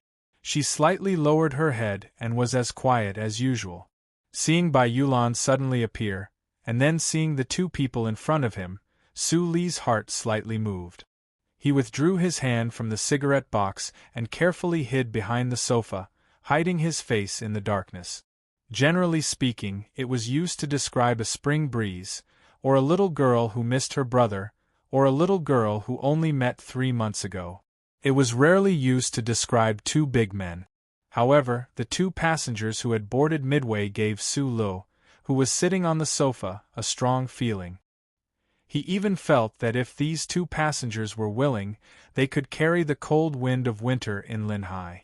Although there were only 2 people, the footsteps that seemed to trample on people's hearts were like thousands of soldiers and horses marching over. Among the 2 people, the one who walked in front was about 30 years old. His facial features were ordinary, but there was a sense of grace in his calm eyes.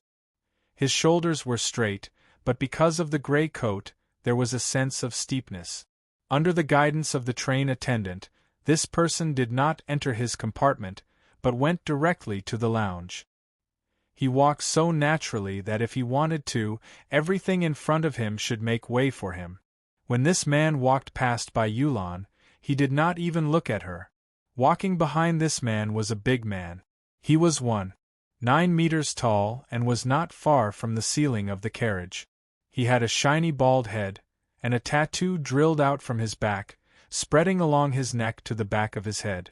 Under the dim light, it was impossible to see what the tattoo was, but it was probably a somewhat ferocious flower in full bloom. He was supposed to be an extremely oppressive man, but behind the 30-year-old man in front of him, he deliberately restrained his aura and tried to be as calm as possible. But when he followed the man through the corridor and passed by Bai Yulan, he inconspicuously turned his head to look at the delicate man. Bai Yulan still had her head lowered, as if she did not feel anything, but her right foot that was pressing against the wall of the carriage slid down a few inches. Su Lu had a natural instinct for danger. Although the two men in the car didn't show any malicious intent, he could feel that they were strong.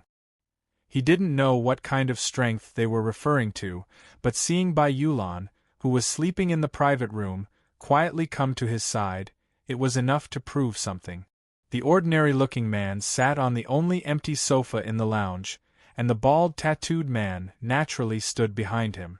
The train slowly moved away from the capital of South Kazhou. The waiter saw that the distinguished guests in the luxurious compartment did not seem to be sleepy, so he resisted the tiredness and politely served them a few cups of tea and 2 plates of snacks. The man was sitting on the sofa in a relaxed manner. He did not drink tea, but looked at the pack of cigarettes on the coffee table. Suddenly, he leaned over and picked it up, saying, "Good cigarettes, can I have one?" "You're welcome." The man's voice was not magical, but it was low and gentle, and somewhat pleasant to the ears. Su Lu said, and at the same time, handed over a lighter. Nan Xiangmei had been sitting quietly on the sofa. She really did not want to spend the night in that luxurious compartment like a luxury hotel. Previously, when she saw that the passenger who got on the train went directly to the lounge, she thought that he was someone Su Lu knew, but now she knew that she was wrong. She could not help but look at Su Lu in confusion. For some reason, Su Lu seemed to be able to understand the meaning of this beautiful girl, and he shook his head with a bitter smile. At this time, the sofa in the lounge was full. A bald tattooed man with a height of 1.9 meters was standing behind the man like a bodyguard. The delicate secretary was resting with her eyes closed in the corridor next to the lounge. The scene was somewhat strange. Nan Xiangmei also noticed this. She stood up, politely nodded to Su Lu, and was ready to go back to the room to rest. The unknown man sitting on the sofa suddenly smiled and said, "Miss Nan Xiangmei, I specially came to see you. Would you do me the honor of saying a few words?" Nan Xiangmei looked at the man seriously and curiously. She had to admit that although this man was obviously over 30 years old, he was not handsome, but his temperament was really attractive. What made her unable to leave immediately was that this man actually called her name. Did he really come here to see her? Su Lu, who was sitting in the corner, heard the words Miss Nan Xiangmei, and his heart couldn't help but tremble. Nan Xiangmei was a somewhat strange surname, but there were many people with this surname in the Federation. But the problem was that there were not many Miss Nan Xiangmei who could afford to live in a luxurious soft sleeper compartment. For Miss Nan Xiangmei to be specially visited by this man, there was only one possibility. One of the 7 major families in the Federation, the Nan Xiangmei family. In the dim light, a self-deprecating smile appeared on Su Li's face. Unexpectedly, he could meet the miss of the Nan Xiangmei family on a casual trip. It seemed that he, an insignificant person, was really at odds with one of the 7 major families in the Federation. After a moment of daze, he was more interested in why the middle-aged man sitting on the sofa, who was obviously not an ordinary person, would choose to visit a beautiful girl who was so peaceful that no one could bear to disturb her in the middle of the night in a high-speed car. "Excuse me, who are you?" Nan Xiangmei looked curiously at the man on the sofa, as if he was not worried about her safety at all. "I was familiar with Nan Xiangshou in the past." When Nan Xiangmei heard this, she felt relieved. The Nan Xiang family had a very strict upbringing. Apart from true friends, very few people would know their real names. Since the other party could call out her brother's real name, he shouldn't be lying. "I have always heard that Miss Nan Xiangmei is a very outstanding woman." The man on the sofa looked at Nan Xiangmei gently. There was no superfluous emotion in his eyes, only endless admiration and pity. "Seeing you today, it is indeed so." Upon hearing this, Nan Xiangmei couldn't help but blush. She wasn't a person who was easily embarrassed, but for some reason, the praise from the man on the sofa was like the verdict of a certain professor in the Federation, giving the listener endless confidence. "Am I really an outstanding woman?" Thinking of this, she could not help but feel a little shy. Su Lu looked at the dark red color under Nan Xiangmei's white earlobes and could not help but be slightly startled. "Dohai is not good enough for you," the man on the sofa suddenly said seriously. "This marriage is called off." Hearing this sentence, Nan Xiangmei was shocked and immediately guessed the real identity of the man on the sofa. Among the 7 great families hidden in the shadows of the Federation, marriage was a very common thing. Once the parents of both sides decided, no one could stop it. Nan Xiangmei also could not escape this fate. However, at this moment, a strange man suddenly got on the train in the middle of the night, praised her with full of pity, and said that he wanted to call off the marriage. Among the 7 great families, probably only this person could ignore the authority of the elders and break the marriage between the 2 families with just a sentence. Nan Xiangmei slowly stood up with a trace of disbelief and looked at the man on the sofa in a daze. In the hearts of the children of the aristocratic families, this man in front of her was already a legend and deeply respected. "Thank you." Su Lu was an outsider. He did not know Nan Xiangmei, and it was impossible for him to know who the man on the sofa was. So, he did not understand this conversation at all. He only felt that Miss Nan Xiangmei, who was silent in the middle of the night, seemed to be happy from the bottom of her heart.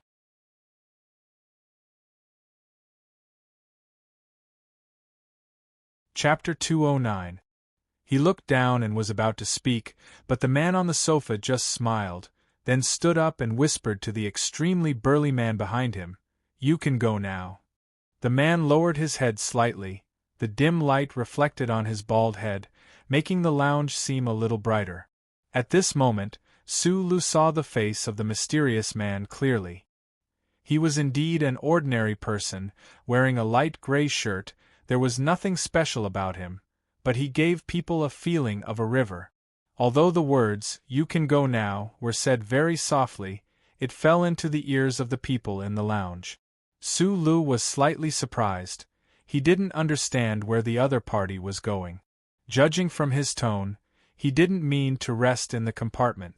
But at this time, the train was moving at a speed of 800 kilometers per hour. Where could he go? Even the slightly bowed bald man didn't seem to expect that the man would say to go now, but he was slightly startled, nodded, and walked to the aisle next to the lounge, turned the wrench, and put his hand on the emergency brake device. The emergency brake device of the high-speed train was strictly prohibited from being pulled at will.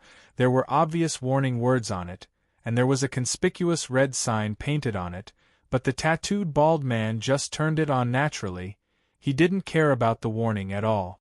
Su Lu immediately understood what these 2 people were going to do. For a moment, he didn't know how many absurd feelings surged in his heart. He stared in disbelief at that place. That steady and strong hand pulled with all its might. Only to hear the rapid alarm sound, the harsh sound of the emergency brake penetrated the thick glass, piercing everyone's ears. The high-speed, dense magnetic track carriage instantly slowed down. A huge braking force was transmitted from the carriage to everyone's body. Nan Xiangmei, who was standing with a confused face, didn't know what happened until now. She was hit by the braking force. For a moment, she lost her balance and fell forward. Su Li's pupils shrank. He stared at the 2 arrogant men who didn't care about all the rules in the world, but he didn't stop them. He just tightly held both sides of the sofa to stabilize himself. At this time, he felt a fragrance in his arms. He subconsciously reached out to support Nan Xiangmei's body, his hand on the girl's waist, but he still couldn't stop Nan Xiangmei from falling into his arms, warm and tender. The ear-piercing breaking sound finally stopped. The train was like a wounded serpent. After a long time, horrified shouts, loud curses and low cries came from the other carriages. There were only 3 rooms in the luxurious room, so it wasn't as noisy as the other rooms. However, the expressions on their faces were a little ugly. Nan Xiangmei finally woke up from her panic. She supported herself on Su Li's shoulder and stood up. She hurriedly bowed her head and thanked him. Then, she lowered her head and walked towards the room. At the door of the room, she found that Meow Meow was waking up with sleepy eyes. No matter how deeply asleep a person was, they would still be affected by the sudden breaking force. He woke up with a start. Sulu subconsciously looked towards the corridor, and saw that Magnolia was still standing quietly by the window. However, her feet were already on the floor, and her face was slightly pale. He didn't know what she was thinking. The man on the sofa was gone, and so was the bald man with a ferocious flower tattoo. There was no one in the lounge, as if the two people had never been there. Sulu quickly turned back and looked out of the window. At this time, the lights in the carriage were turned on, illuminating the field around the magnetic track. This place should still be in the territory of South Kajou. The Federation's unified farm was densely planted in the fields. There were about one person planting a variety of grains. Under the night wind and the illumination of the train lights, the grains undulated like waves. Sulu narrowed his eyes. He vaguely saw two figures in the waves of the grains, quietly moving towards the distance. The bald man silently followed the man in gray clothes through the difficult fields of the farm grains. He startled the voles and disturbed the insects. He was silent, without any doubts or questions. Gradually, they went farther and farther until they came to a small hill beside the field. The man in front stopped and looked back at the distant magnetic track with faint light. He smiled. The man sat down and took out a flat metal bottle from his pocket.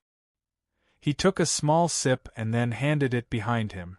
The bald man also sat down beside him. He took the bottle and took a big gulp. After a moment of silence, he said, "I thought you would at least say a few words to that guy called Sulu." The man smiled and said softly, "Sometimes, a glance is enough to see a person. There's no need to say anything." For a man who left home at a young age and was extremely rebellious, he had honed his strength to match this kind of rebellion. He had built such a large territory with his bare hands. Other than the mysterious Bureau of Proclamation, there were no rules in the Federation that were worthy of his attention. He had boarded the train in the middle of the night from South Kajou just to see the man and woman. Since he had seen them, he was satisfied and naturally left. He came in high spirits and returned in high spirit. He did what he wanted. When he wanted to leave a certain place, he didn't want to stay for even a second. When he said he would leave without hesitation. As for the inconvenience and commotion that his jaw-dropping way of leaving would bring to the people on the train, it wasn't something he cared about. The thorny flower Baldy silently sipped his wine. He usually drank 3 caddies of white wine, but the man beside him only had a small bottle on him. He drank it very carefully. Although he drank it in small sips, after a few sips, there wasn't a single drop left in the bottle. He turned his head to look at the man in front of him who was gnawing on a green plant. He knew that this man had always been used to doing as he pleased. But tonight, he still didn't understand why he wanted to see that young man called Sulu. If the young lady of the Southern Prime Minister's family was involved in the man's younger brother's marriage, then what did Sulu represent?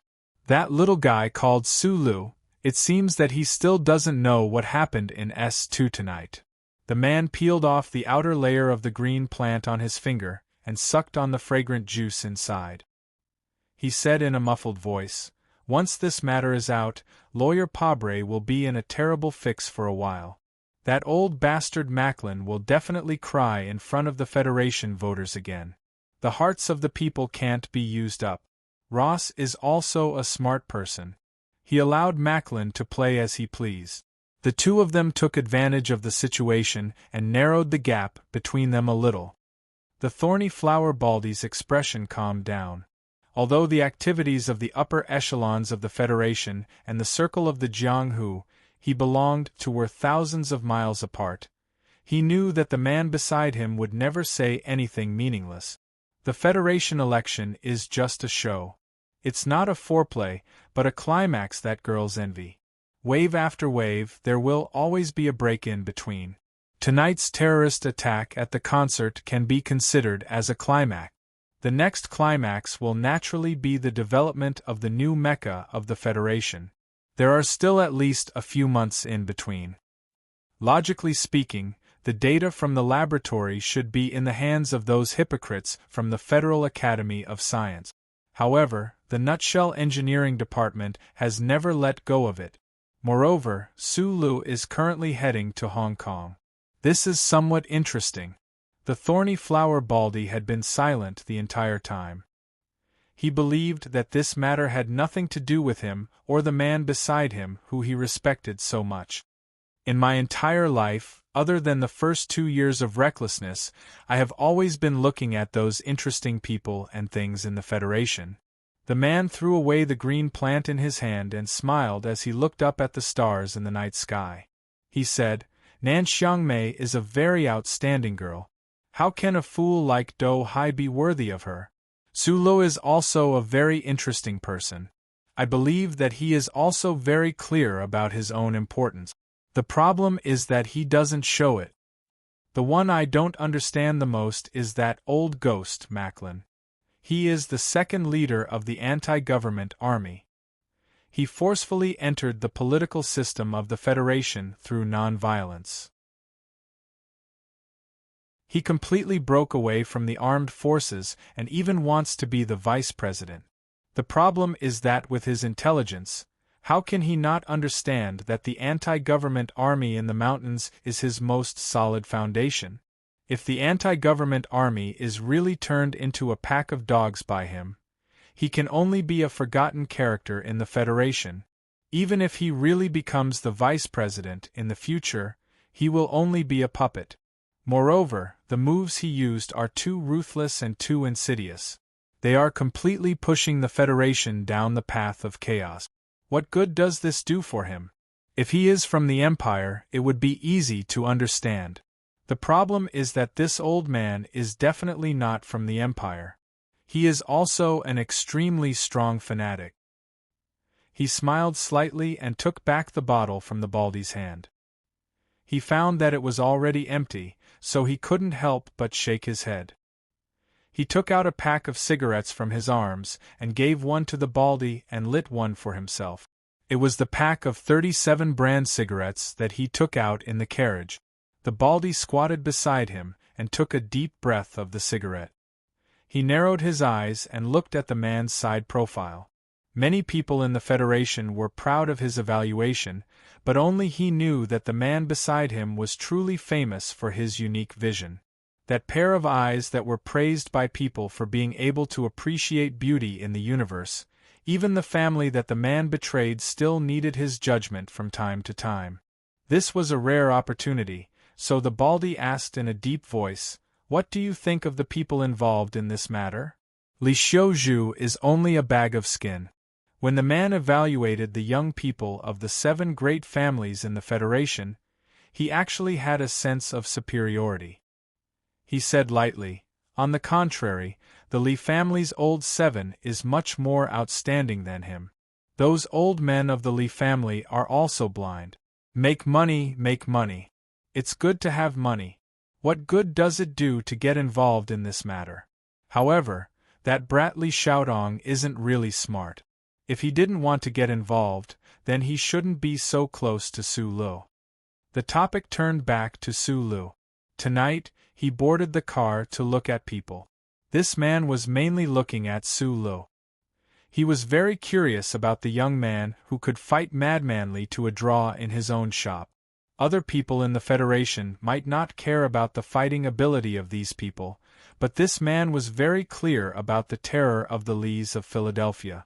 As for people like Minister Zhou's Thai family, he didn't want to pay attention to them. In fact, he didn't even care about the presidential election. He had already left that circle and had never thought about going back. He was disdainful to go out. In life, he wanted to be happy and do as he pleased. Therefore, he always only cared about the men or women he was interested in. "What do you think of that young man?" The bald man was silent for a long time before he said, "Looking at his behavior a while ago, He does have some of my subordinate's fierceness. But looking at him today, he seems a little lifeless. This kind of temperament is either hiding a ball of fire in his chest, waiting to explode, or he is really an ignorant stone, waiting to be washed away by the water until it becomes round and boring." The man smiled. He had always admired his subordinate's insight. After a moment of silence, he sighed and said, "Money can't buy youth. Now, I have always wanted to find the freedom I had when I broke the door, but after all, I am not that age anymore. This brat is so young and capable, but he is so restrained. It's really a pity. Being too young and not frivolous may be good for his future, but this kind of life is too boring. However, the delicate man next to him is quite interesting. Do you know who he is? It should be his secretary, Bai Yulan." Since they wanted to find out what train Su Lu was on, the bald man naturally did some work. He said with a smile, "Under the feminine appearance there is a poisonous snake hiding. He can be considered a character. There are many hidden dragons and crouching tigers in the Federation, not to mention in a gloomy place like Whitewater. I am just a little curious. How did a boring young man like Su Lu manage to subdue such a character?" The bald man smiled bitterly and looked at the vast wilderness under the hill, where there was no road in front of them and no airport behind them. He said, "I am just curious. Are we going to walk back to Nank?" Su Lu lowered his head and drank the water in the cup. He felt that there was no taste in his mouth. Previously, the emergency brake had caused the cup in the luxury box to fall to the ground, and many places were wet. At this time, Bai Yulan was silently cleaning up. The patrol on the high-speed train had already been here before. This kind of vicious incident caused a commotion, so naturally, they needed a reason to quell it. The fingerprints on the emergency brake had been sampled. Su Lu and Nan Xiangmei were both interviewed for a few minutes before the train started again. They didn't have to wait for a long time to solve the case. Su Lu looked at the dark wilderness outside the window and couldn't help but think of the back of the two people in the waves that were taller than a person's head. Using this kind of method to leave was not only elegant, but also arrogant. Su Lu should be against this kind of behavior from the bottom of his heart, but he didn't know why. But when he thought of the style of the two people, there was a trace of yearning and desire. At this time, Bai Yulan had finished cleaning up the carriage and sat back in front of him. She was quiet and didn't say a word. Su Lu looked at her and couldn't help but ask, "I don't know the identity of the two people just now." The 20 million had already been accepted. Bai Yulan played the role of a personal secretary perfectly. She replied softly, "He's a powerful character." This was nonsense. Although Su Lu didn't have the urge to take back the 20 million, he was still a little unhappy and lowered his head. "I only know the bald guy with the flower tattoo." Bai Yulan lowered his eyes and took out a small knife from his trouser pocket with his right hand and calmly placed it beside him. When the two men got on the train, he had been keeping his hand in his trouser pocket. His fingers might have been holding this delicate knife all the time. Bai Yulan was a delicate man, and the weapon he used was also very delicate. It was naturally inconvenient to use a military knife outside, so he changed to a small knife, but still looked delicate. But just like him, the delicate appearance was just a means to hide the terrifying coldness. At the mention of the man with the ferocious flower tattoo, the delicate man's face turned slightly pale. He wasn't nervous, but rather excited. However, his voice was still extremely soft and gentle. "I'm the one who takes on all of Team 7's private jobs. The company also often takes on some shady missions, so I do know a little about these reckless people in the Federation." Su Lu raised his head and looked at him with some surprise. He was just asking casually, but he didn't expect Bai Yulan to really recognize the man. "The big man with the flower tattoo is called Zhang Xiaohua." Bai Yulan pinched the delicate knife between her two fingers and carefully trimmed her nails. She lowered her head and said, "Don't be fooled by his old-fashioned and stingy name. He's actually a very magnanimous person. All the underground businesses in South Kazhou are under his control. Most people call him Uncle Hua. Don't be fooled by his appearance. The big guy is actually very wise. In fact, this Uncle Hua of South Kazhou is as meticulous as his name suggests. You must know that there is no future in the underworld of the Federation. Regardless of whether guns are banned or not, as long as the Constitution exists, as long as the government doesn't like it, they can casually kill these reckless people. But this Uncle Hua is still alive, and he is living a good life. Just this point alone is enough to make people admire him. Su Lu heard this and nodded. He remembered when he was young, the underworld of Hushi State was defeated and disbanded because of the government. They retreated to the orphans behind Zhonglo Street, which indirectly led to his first killing. The Federation doesn't allow vicious cases to happen, and law and order have been good for countless years. The underworld does not seem to have a future. When this Uncle Hua started his career at the beginning of the year, he had a murder case.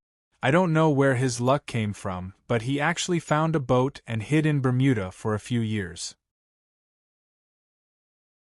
Then, for some reason, he returned to the Federation and turned himself in. For some reason, the district court was lenient. In total, he only spent 7 years in prison. How old is Uncle Hua now? Should be 43. Normally, Su Lu would ask Bai Yulan at this time. If he were to face Uncle Hua head-on, he would probably have a chance of winning.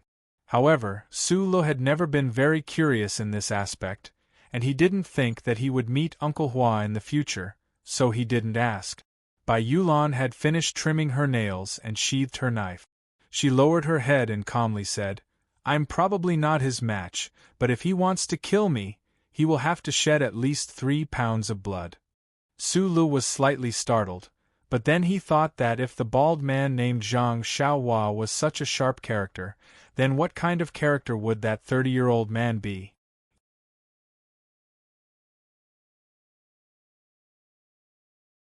Chapter 210.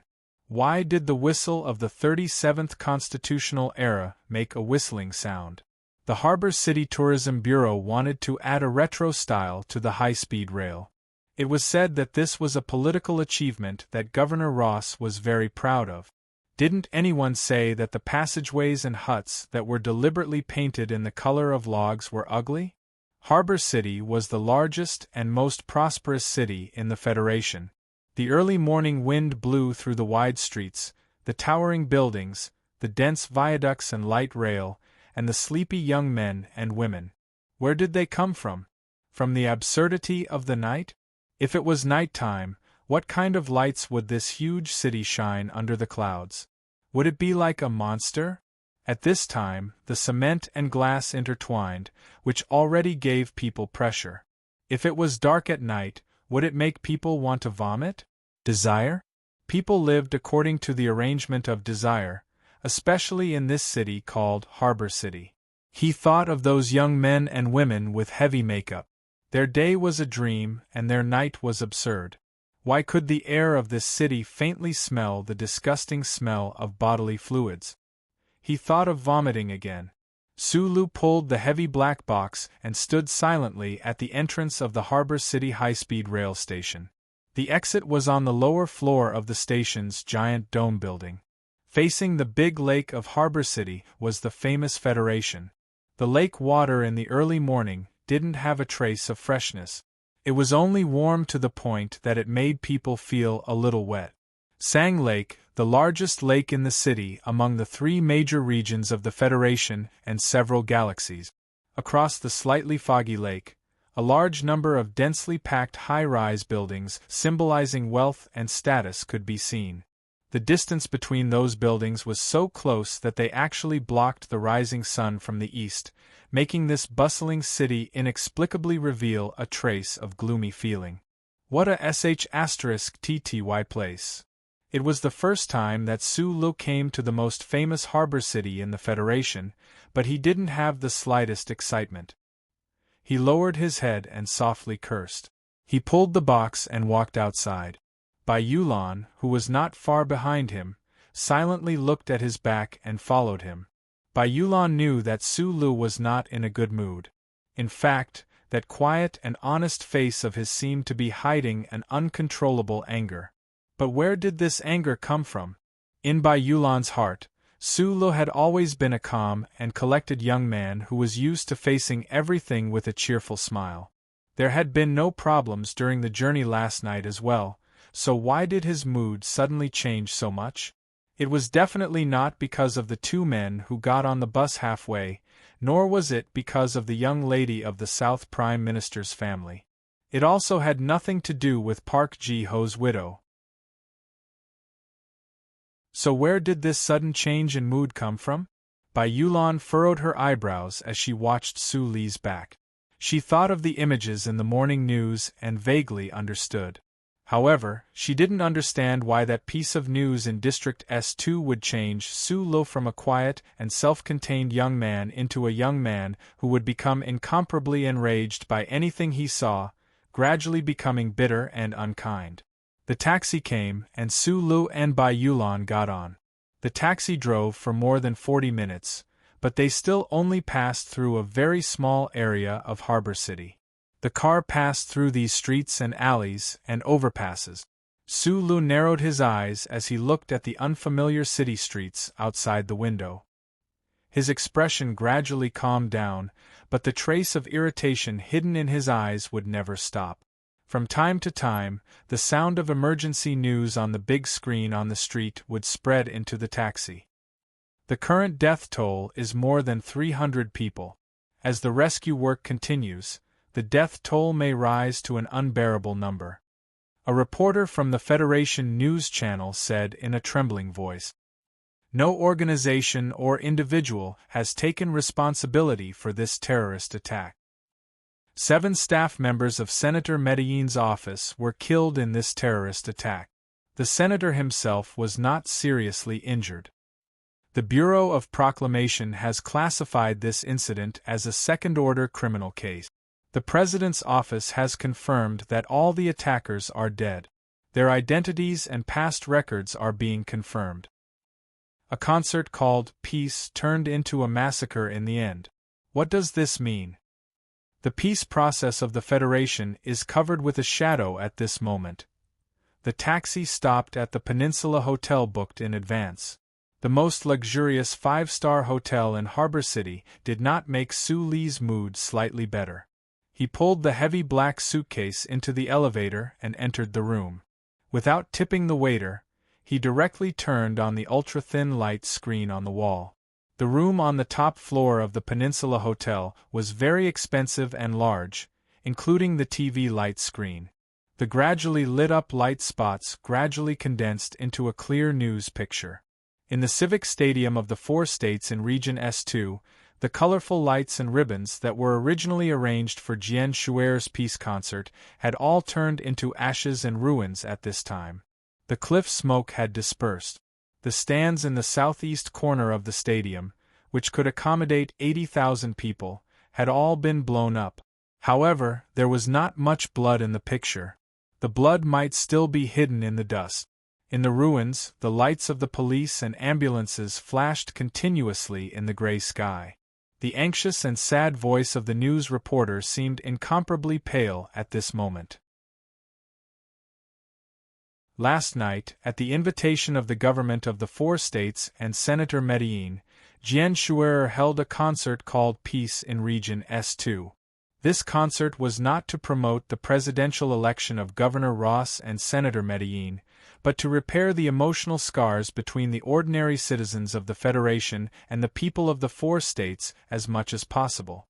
However, a sudden suicide terrorist attack made this scar seem deeper and more bloody. The tragic scenes in the news picture, the moaning of the injured in the ambulances and the hospital, the cold and gradually rising number of casualties, were like cold question marks, asking everyone in the Federation. Su Lu sat up straight on the sofa with his hands on his knees. He silently and attentively watched the scenes in the news. He had not heard the name Jian Shuer for several days. Recently, the TV series on Channel 23 of the Federation had changed to one episode a week. It was said that this national idol of the Federation was too busy with her studies. He did not expect to hear news of Jian Shuer again. It was so sudden that it was hard for him to accept. Su Lu was an angry youth. He had always thought that Jian Shuer had saved him in the Linhai State Gymnasium. He owed her a life. The news confirmed that Jian Shuer was still alive, so he was not too worried. The reason for his anger was the innocent casualties in the news picture. The people who had happily welcomed the new future of the Federation had disappeared into the black smoke. The images on the news switched back to the studio from the scene of the S2 mountain ring around the forestate. In the studio, the middle-aged host was saying something to two anti-terrorism experts. Su Lu did not listen to the specific process of the terrorist attack. Under the pressuring of the host, the two experts were still unwilling to guess who the mastermind behind the terrorist attack was. The Federation had the terrifying enemy of the Empire, but under the glory of the Constitution, within the Federation, the only force that had the ability to avoid the joint surveillance of the Federation military and police, create such a shocking tragedy, and have reason to do this, should be the anti-government army. On the last day of last year, Senator Pabre had brought the Federation a New Year's gift that the people had been longing for.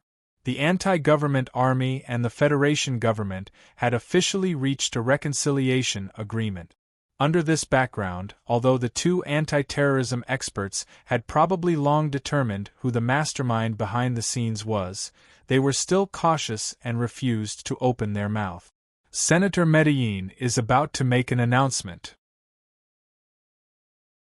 The middle-aged streamer looked at the camera with a solemn expression and said, "At such a critical moment, we would also like to know what Senator Macklin, as the second leader of the anti-government army who has always insisted on anti-violence, will say to the entire Federation." The news footage switched from the studio back to the scene of District S2. Surrounded by countless reporters and cameras, Senator Macklin, who was wearing a black suit, slowly walked onto the news platform. This legendary politician was affected by the terrorist attack last night and also suffered some minor injuries. However, on his old and wise face, there was only determination and calmness.